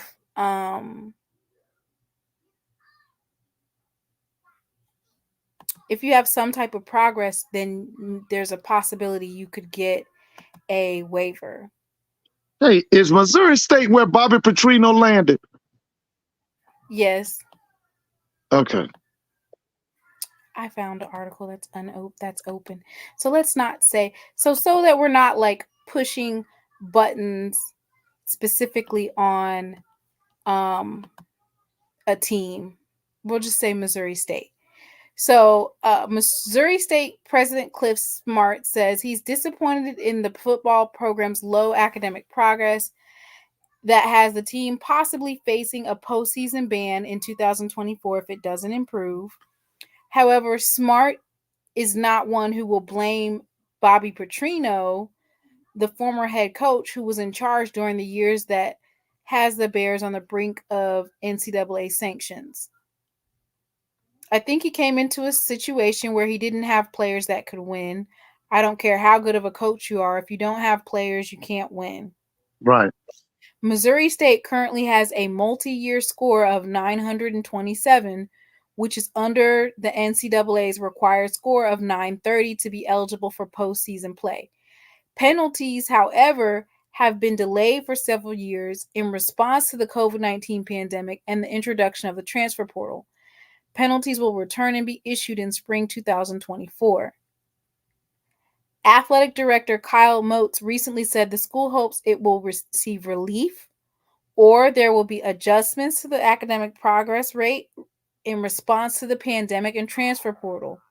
The drop in the Bears' APR is due to its lack of retention, not its GPA, which followed a major roster overhaul when Petrino was first hired and took over a team that was 1-10 the year before. Petrino did not have a poor history of APR.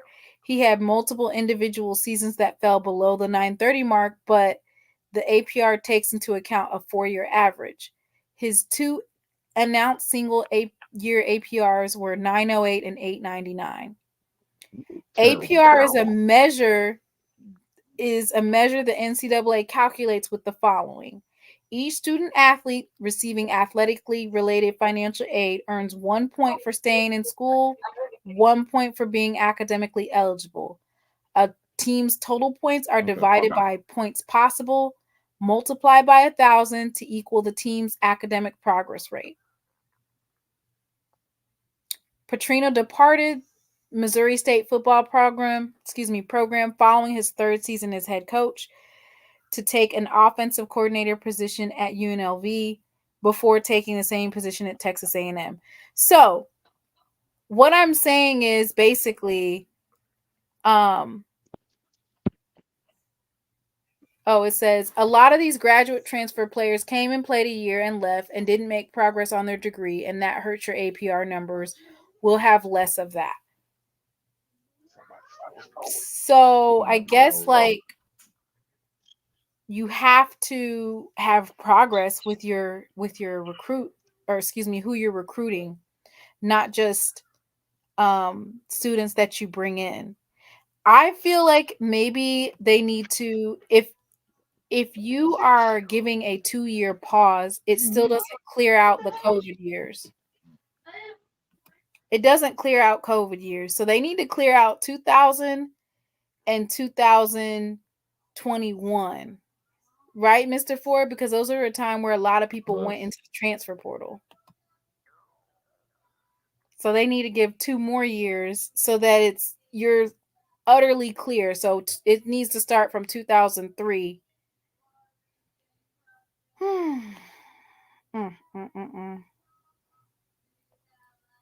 So you saying that you feel like FAM's gonna have a lot of APR problems? Mr. Campbell says that their APR will be 920 and they'll get another waiver. Okay. Then they'll be over 930 the next year. I can go with that. I believe that. The only thing that can happen is a scholarship reduction on the first penalty. That is how we got the waiver. Now that's tier 1. What is that? Tier 1 or tier 2 or something? So with the scholarship reduction? Yeah, that tier 1. Yeah, because the major reduction is just being ineligible for postseason play. Okay. Oh, okay. So, but is that all while being underneath probation? Like basically they were, so on here you guys have I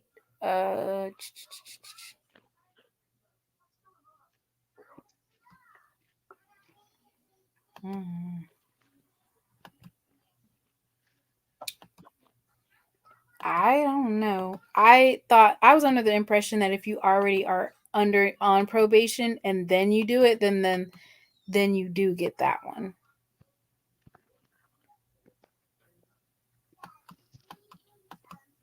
But maybe like Mr. Campbell said,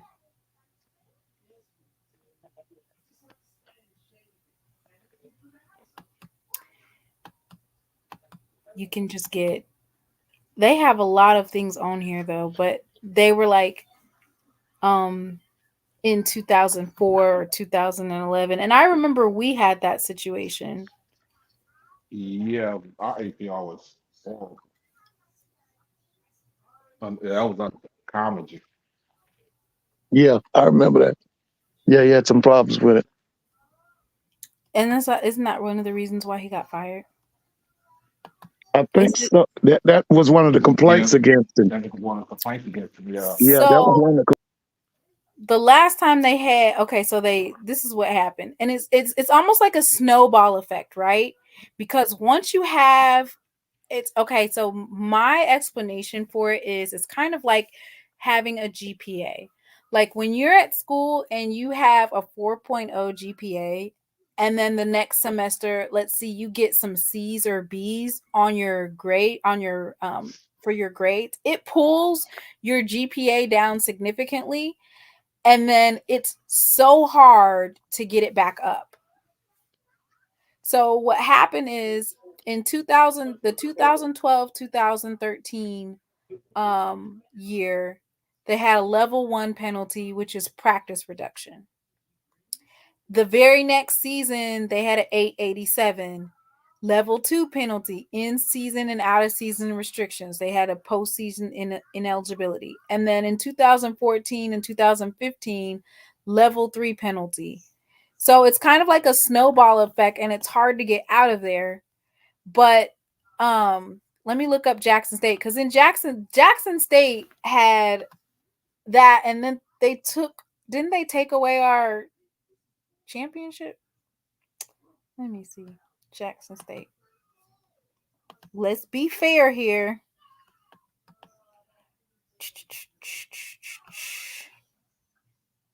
Hey, Tamona, thanks for letting me speak. I'm gonna step down. Shit, I gotta give him a couple. I'll holler at you later. Thank you. Doc, Mr. Ford, Chad, holler at y'all. All right, bye. Let's see what ours was in 2011. See? Dang. So in 2007, 2008, we had 879. 879. And we got a historical penalty. Then in 2008, 2009, scholarship reduction and practice reduction. And then in 2009, 2010, we got a scholarship reduction, a practice reduction, and championship ban. Damn. That was terrible. Yeah, and then we came back up, and then we were gonna get. I think we were gonna be right back on, back in trouble with for the APR. I think it was yeah, Dr. Myers. Then that was his biggest. That was um Comegy's biggest flaw. So, Dr. D says if you are currently under probation and you're found in violation of APR, then the next level is a loss of scholarships.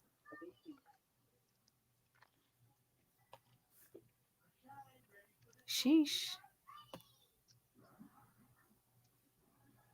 Several SWAC schools. Didn't Mr. Ford say that's what ruined the Southern program? Yeah. Well, let's look at Southern.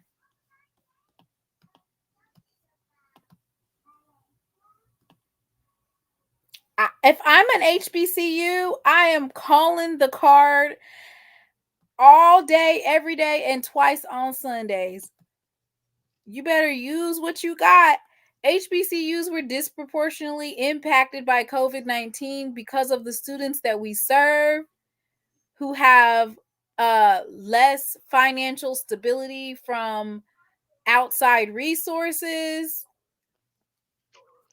Boy, I'll be crying that all day, every day. Like, you cannot gauge HBCUs the same level as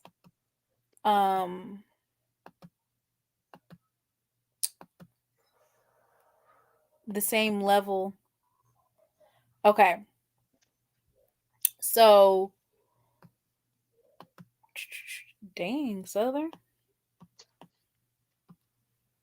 been just getting all types of stuff going on. And that's what I'm saying. Like, it's hard to get out of that because it's multi-year. It's hard to get out of that. If it starts affecting white folks enough, then they'll do away with it. I'm trying to figure out how they be cooking the books. Like for instance, Deion Sanders, who had 60 folks go to the portal, and a lot of them were freshmen and sophomore. That's gonna eat up the clock. Okay, so Southern had bans from 2009 up until 2015. They had some And sort that's of when Dawson Odom was there. the one that coaches at Norfolk State. Yeah. Dang. Mr. Moore, what's happening? Mr. Moore, why you guys got all these eligibility problems over there at Southern during that time?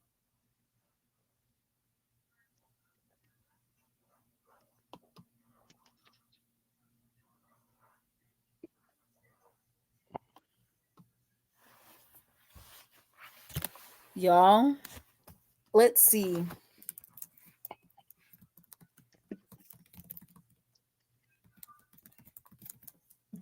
I mean, there should have been some type of study done on the effect of the transfer portal on HBCUs.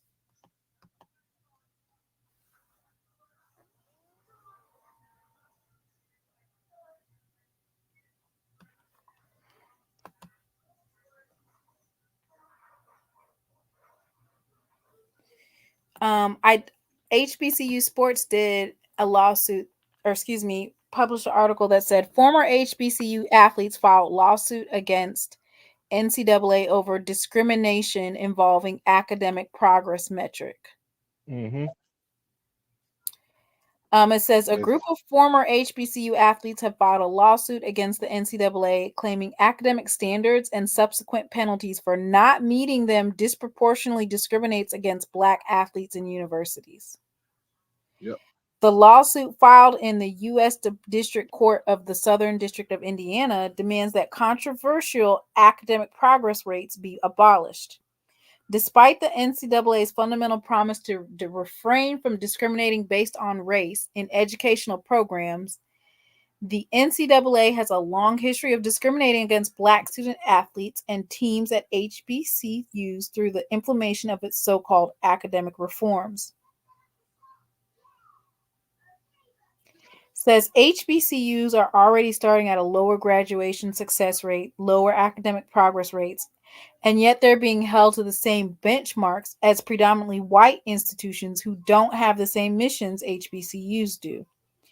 The NCAA should be supporting the mission of HBCUs, not penalizing them for it. It says the lawsuit indicates that despite historically Black colleges and universities only making up 6% of Division I schools, 72% of all programs banned from postseason competition are HBCUs. Yep, it was discriminated. It was discrimination on that. The NCAA introduced the Supplemental Support Fund. We don't need no damn money. Just get rid of the APR. What are you giving us $1 million for? For funding academic needs. And what the hell is? Oh, it says $1 million in grants to assist low resource institutions with academic needs.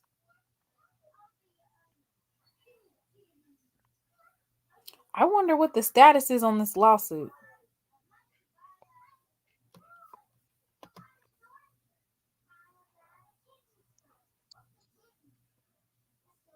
It's a class action suit.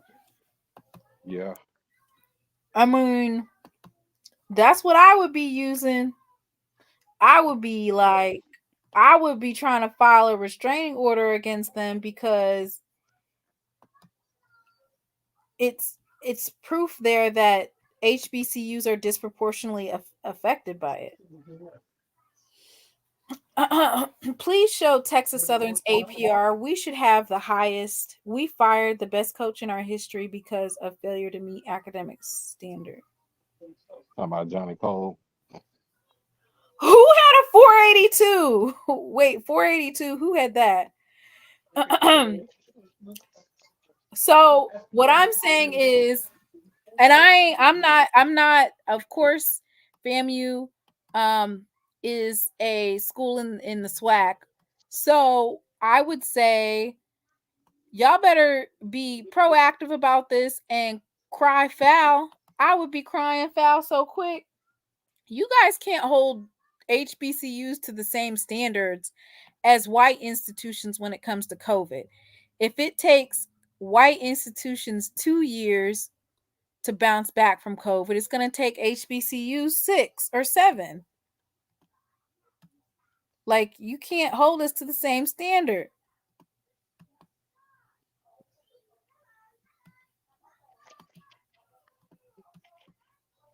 And then what I don't understand, okay, so I guess it's because it's a 4-year, a multi-year rate. So that's why sometimes even when they did have low numbers, there wasn't any type of postseason ban. Or do you just, do you start all the way over after you get scholarship bans and then you get a postseason ineligibility? Do you guys just start over?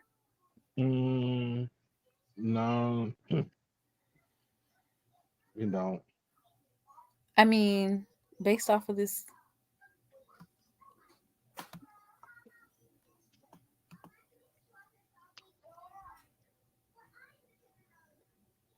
Well, Texas Southern been getting 950s, 950, 956.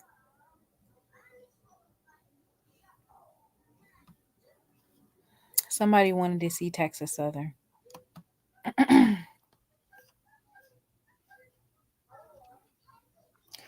And this is not a remedy. So funding is not a remedy. And the reason why funding is not a remedy is because it's kind of like if we give you $1 million or if we have grants for you, you can hire more tutors or you can do this and you can do that. But I don't think that, I mean, funding, it's nice. Thank you for the funding. But when we're talking about um the methodology, I ain't even saying that right. I'm tired, y'all. I didn't take a nap today. It's a 4-year average, so the oldest drops each year. Oh, okay. Okay. Um,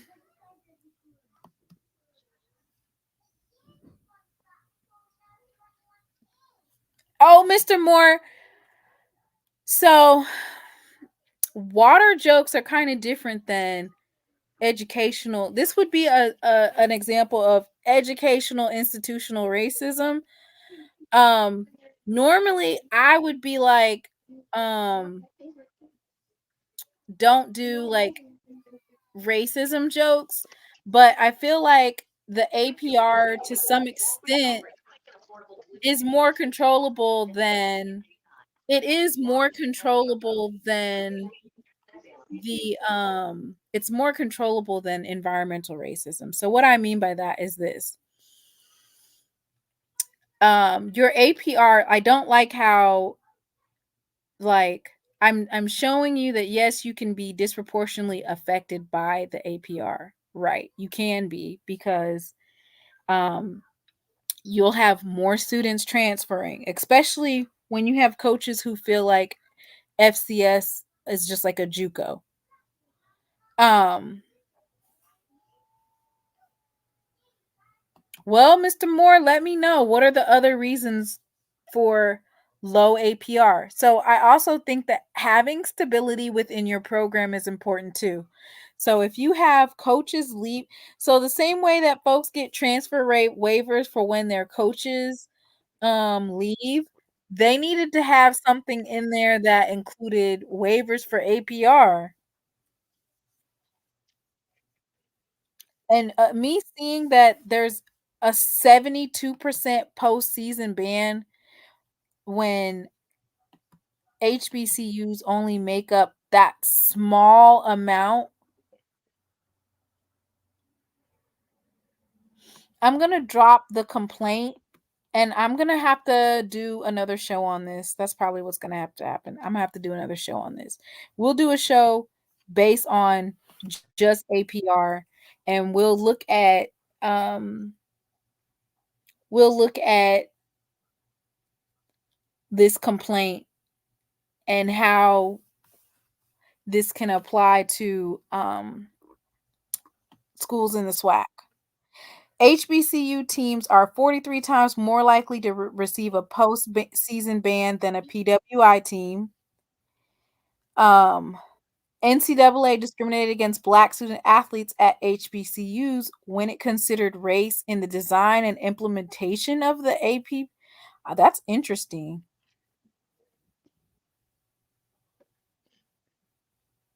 The NCAA's conduct creates an increased risk that Black student athletes at Division I HBCUs will suffer irreparable harm.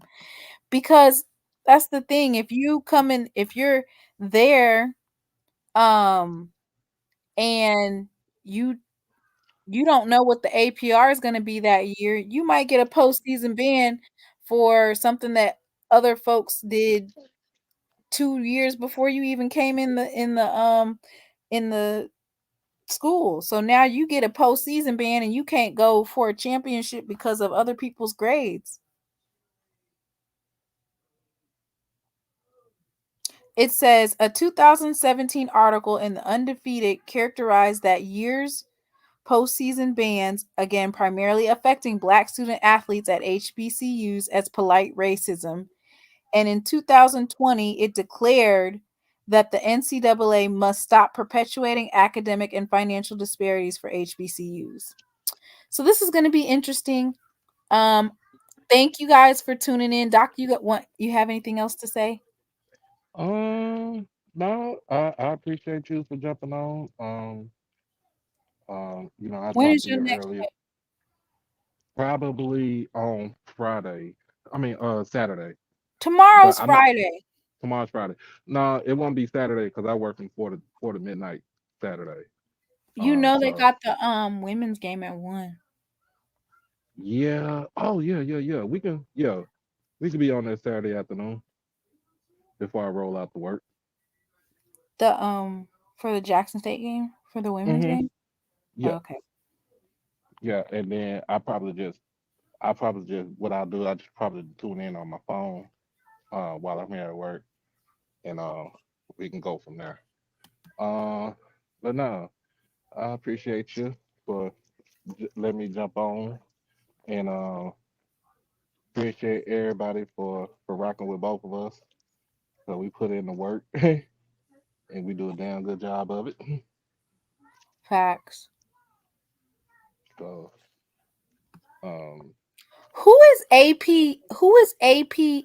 ADP Diddy arrive? When did APP Diddy? Who is that? Is he talking about Ashley Robinson? uh-huh. Ashley Robinson ain't nothing P Diddy. I think he means SWAC Diddy. Jackson State plays Alcorn State on Saturday. Get into it. We're here. SWAC basketball. I'm saying it now. It's the year of the Tiger. And I ain't talking about Gremlin. Okay? It's the year of the Tiger, and I'm not talking about Gremlin. Dang, actually. Oh. Gremlin was winning last year, huh? And basketball, Yeah, they was cooking. yep. What Everybody had hard. happened? No, everybody had tough schedules this year. Everybody had tough non-conference schedules. So they they battle tested. Thank you. It says Southern had a 482 in 2012, 2013. No, it didn't. He said that. I didn't see that. Southern had a. That is not even possible. How is that even remotely possible? Bro, you would get laughed out of the conference just to have Oh, something like that. oh, that was in baseball. Damn. They had that was in base. Is that what you're talking about? I know you're not talking about football. So you had it on the okay. In football? Lord, how is that even how is it possible to even have a 482? So I didn't realize that they already had a lawsuit against so we're gonna do a show on that. Definitely. Oh, look, it's right here. In 2012, 2013, Southern had a APR of 482. And it was so bad that they how did you go from a 902 to 482? What happened in 2011? Did they get a new coach? Dawson, was it Dawson Odoms that became coach? 2012, 2013. So Yeah. is this what when Mr. Ford talks about the basically that they messed up Southern? Is this what they're talking about? Mm. Hmm.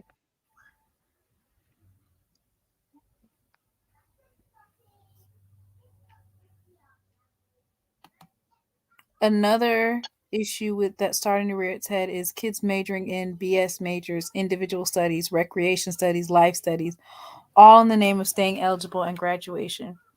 Mm-hmm. William Brussert was the AD at SU then. I forgot who Mr. Ford said. Mr. Ford said that somebody, the AD, was responsible for gutting the program. But 482 is absolutely I want to see what happened between 2011 and 2013. Because that is crazy. That's like, there must have been some type of, it had to be something that happened. Dang, how you, they was 9-4 in 2013.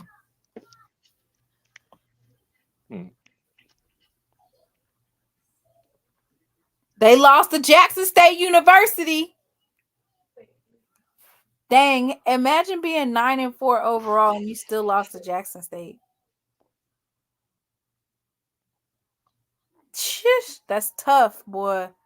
I know y'all was hot. Y'all thought y'all was hot stuff, huh? I wondered, let me see. Is that the infamous game with Casey Terrio, or is that with somebody else? It says Jackson beat y'all by 5 points. In Mumford Stadium, you lost 14-19. Dang, you lost to Alcorn too, 38-44 in overtime. Oh, I know that hurt. Oh, dang. You guys beat us 27 in double overtime? Mm-hmm. And then it don't count?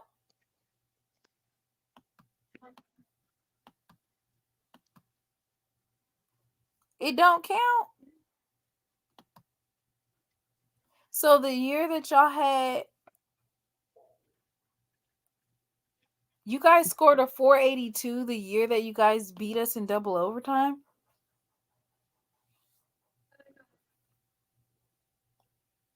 How do you pronounce it? Broussard? Broussard. Broussard. Broussard. That doesn't sound like it's from New Orleans. No, that's okay. Broussard. No French in her schooling. What did I say? Brossard? Lord, listen. Why they didn't get a postseason ban? Y'all needed a postseason ban for that year, beating us in double overtime. Jackson State, how you lose that game? They couldn't practice. They had a reduction in practice, in season and out of season restrictions, various penalties, and y'all still beat us in double overtime, and it counts. Dang. How you gonna beat them in their home and then you lose in double overtime? That game was in Houston too.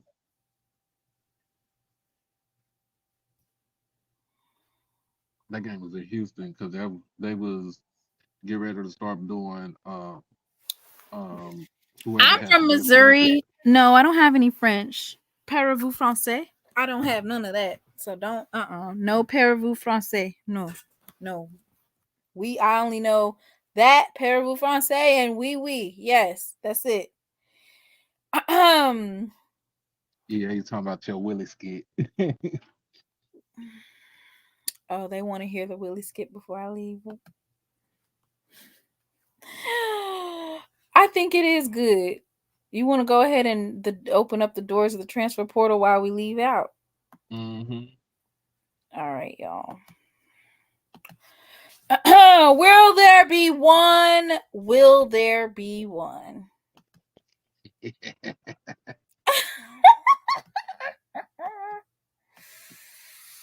Mr. Campbell over here talking about I don't have no French, and he over here laughing. The doors of the transfer portal are open. The doors. Another church service. We talked to Jay. Another church service. Amen. We about to have another church service. He's over here making fun of me. So we gonna cut. You want to cut some jokes? We gonna cut some jokes then. He's cutting into me saying I don't know how to speak French. You know what? If I went to French class, I would be able to do it now. Parlez-vous français? Oui, oui, yeah. I went to Spanish class. Yeah, I didn't. France is not, Parlez-vous français? Yeah, the France is not necessarily a friendly with Black folks.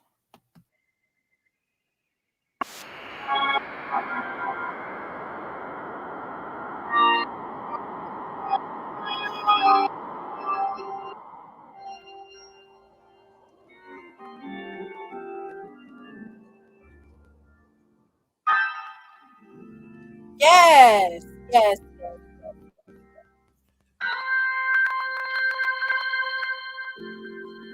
There's a lot going on in this SWAC.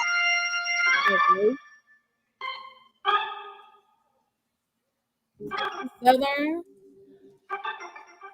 still doesn't have a coach. Willie Simmons decided to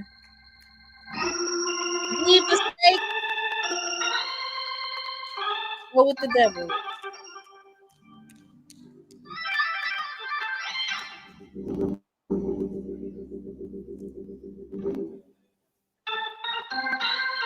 Will there be one? Will there be one? The doors of the transfer portal are now open.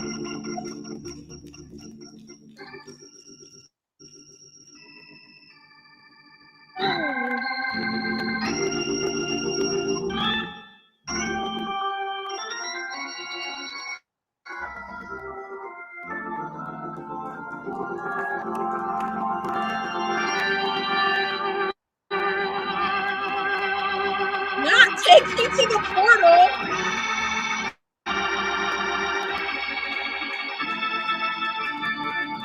Wait, I have to pause on that.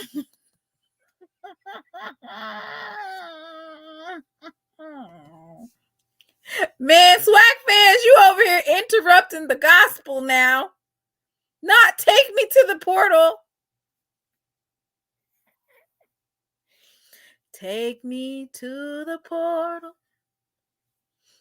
Take me to the portal. I don't have much to bring. Not even practice film.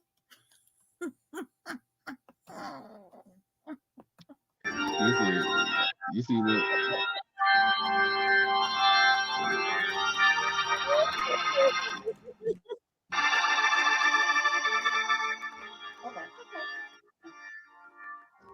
Oh God.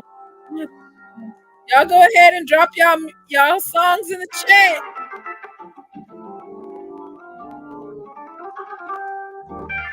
Please.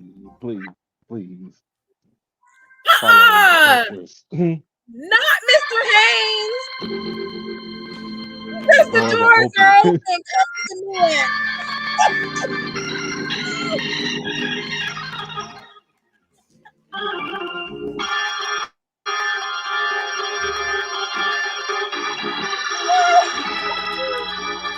Not the MEAC is open. The MEAC is open, okay? South Carolina State has a new coach. Chin is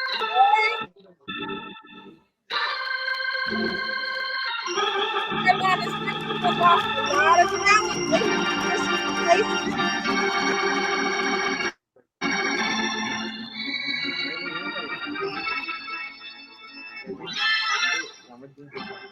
We will be serving refreshments.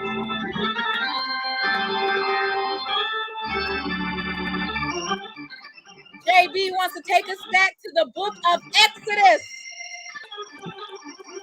We will be serving refreshments. Where are we serving the refreshments at, Doc? In the transfer portal hall.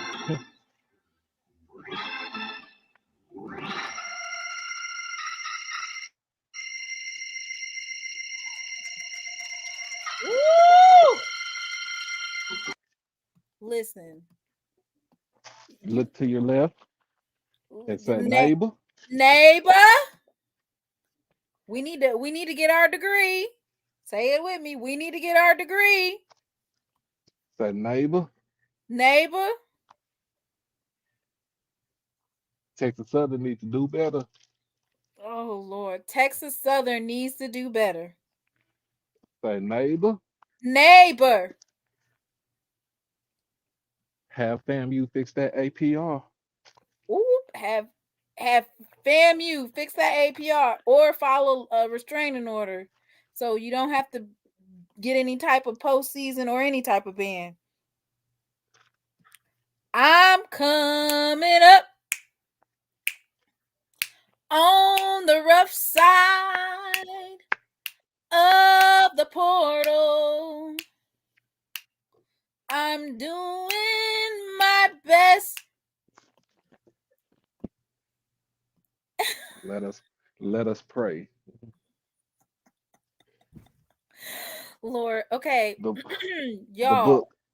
The book of they said Exodus, the book of Exodus. FAMU ain't had no. FAMU has been blessed.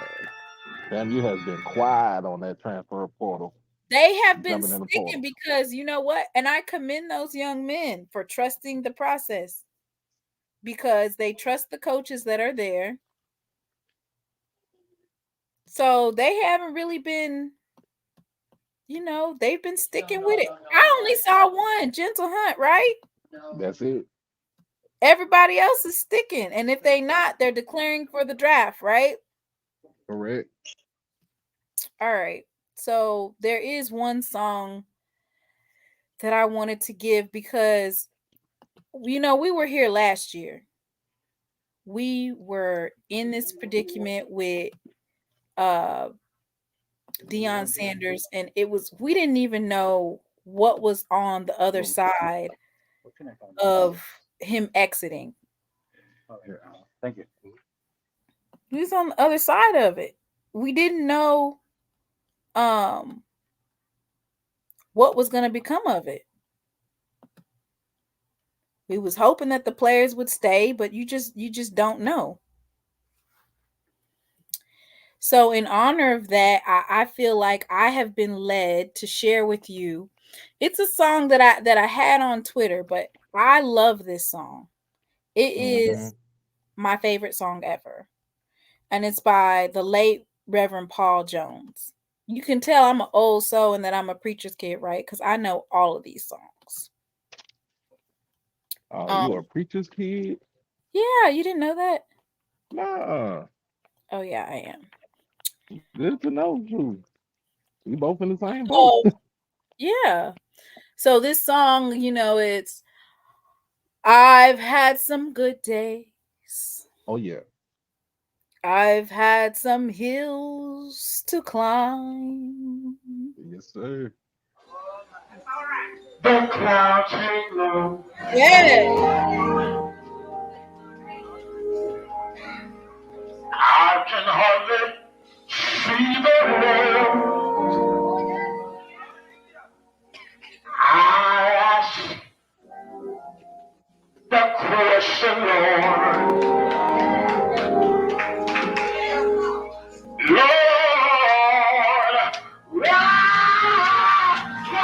should this day? But He knows one day from me. Yeah. Although my weary eyes, they can't see. Yeah. I just want to say thank you. So I just say thank you, Lord. See, we are supporting FAMU because we've been there before. We have been there before. It's a time of uncertainty. So the only difference for FAMU, what day are they on?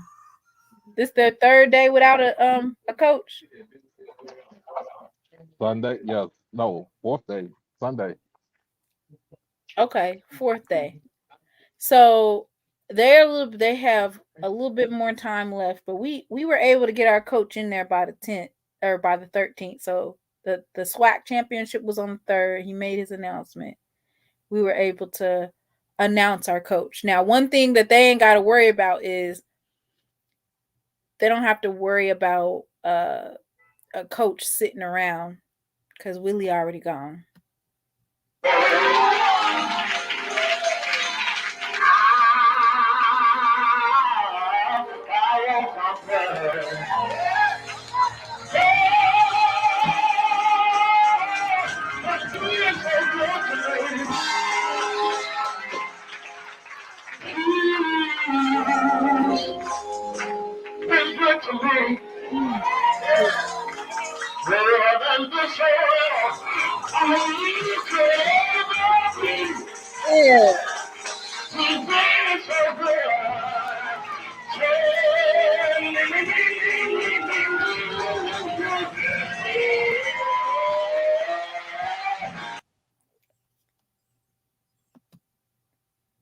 Yes. He knows what's best for the family. He said sometimes the clouds hang low. There is a dark cloud at FAMU, and I ain't talking about the defense, but you guys will weather the storm. You guys will weather the storm.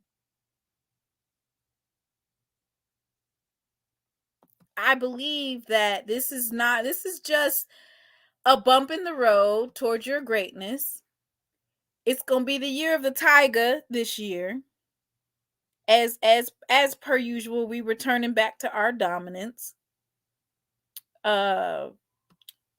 Ford seems to think that the Grambling Tigers as well they're returning their back to prominence. As long as they lose to Jackson State, we good. We are good. Let them catch this spade. Huh? Let them catch this spade. Yeah, but let Mickey Joseph, he needs to, let him get his feet wet first year in the SWAC. Got Dooley at the offensive coordinator. I haven't heard anything about the defensive coordinator, but let the Jackson State Tigers return back to dominance.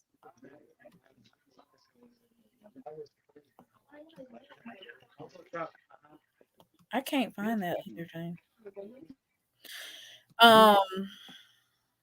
Because FAMU got over it. Do you see how quickly FAMU got over not having a coach?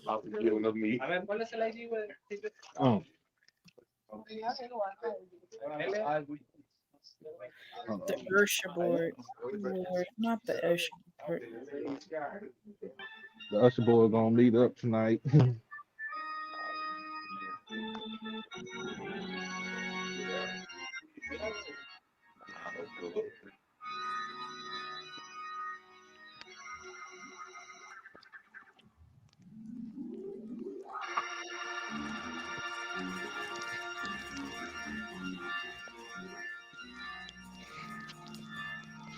Oh, Jesus.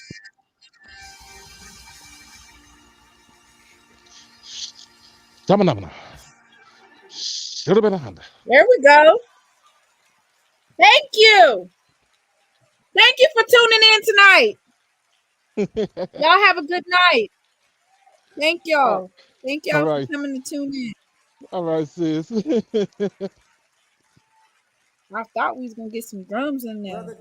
Look, I just got out. I just got off of work. Let's praise God. He played about the faithfulness of God and played that Jesus is our friend.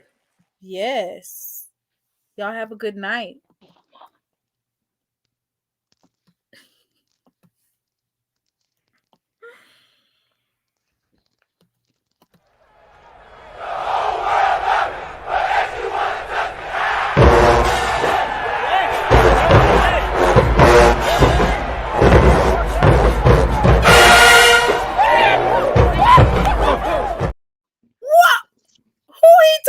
We heard a lot less. We heard a lot worse from a whole lot better. It don't get no better than Miss SheLovesThee.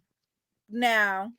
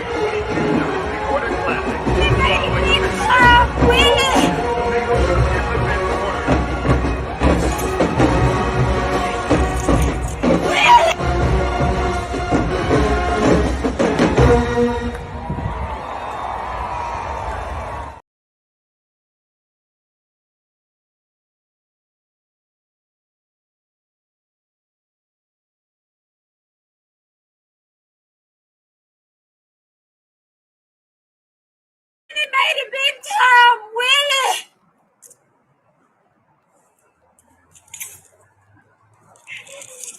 Willie! Willie! He gone! Willie! He made a big time, Willie!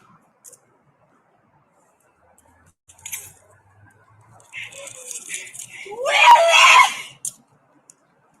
Willie! He gone! Willie!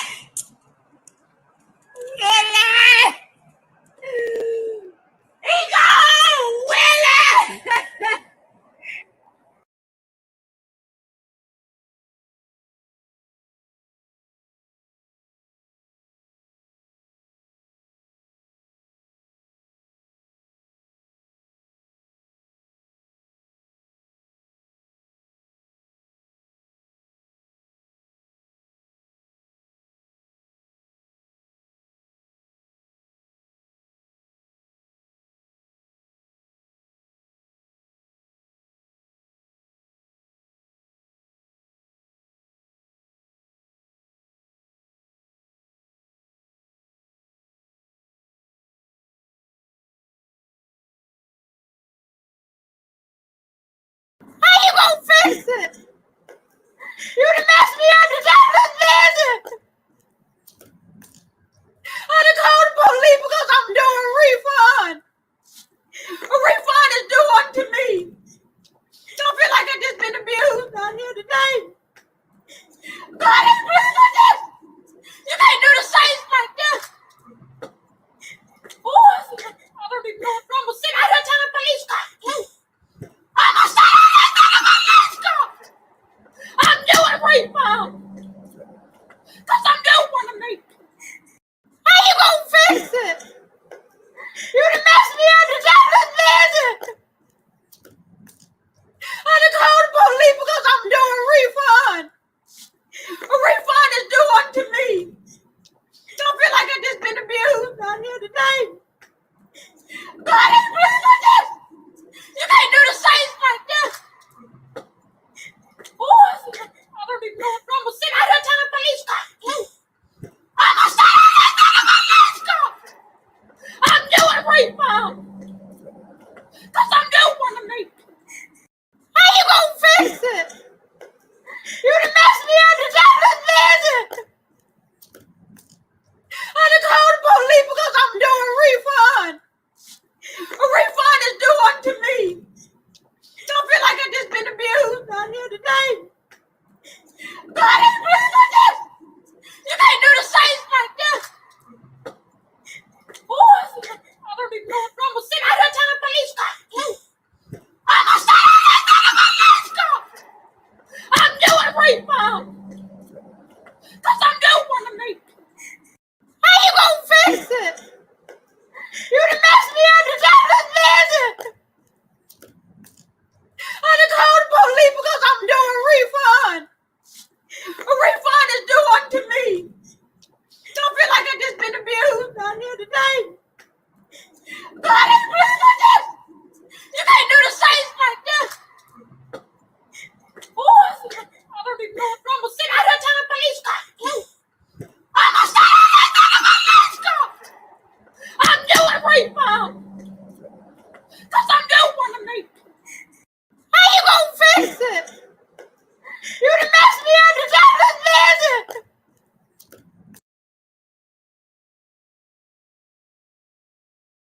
Mr. Campbell, why you got them folks doing that now? A refund is due under her and she want it. She in her FAMU green. She got on her pearls. A refund is due under her and she want it back. She asking how y'all gonna fix it. How you gonna fix it?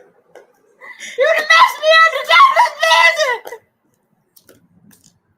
I done called the police because I'm doing a refund.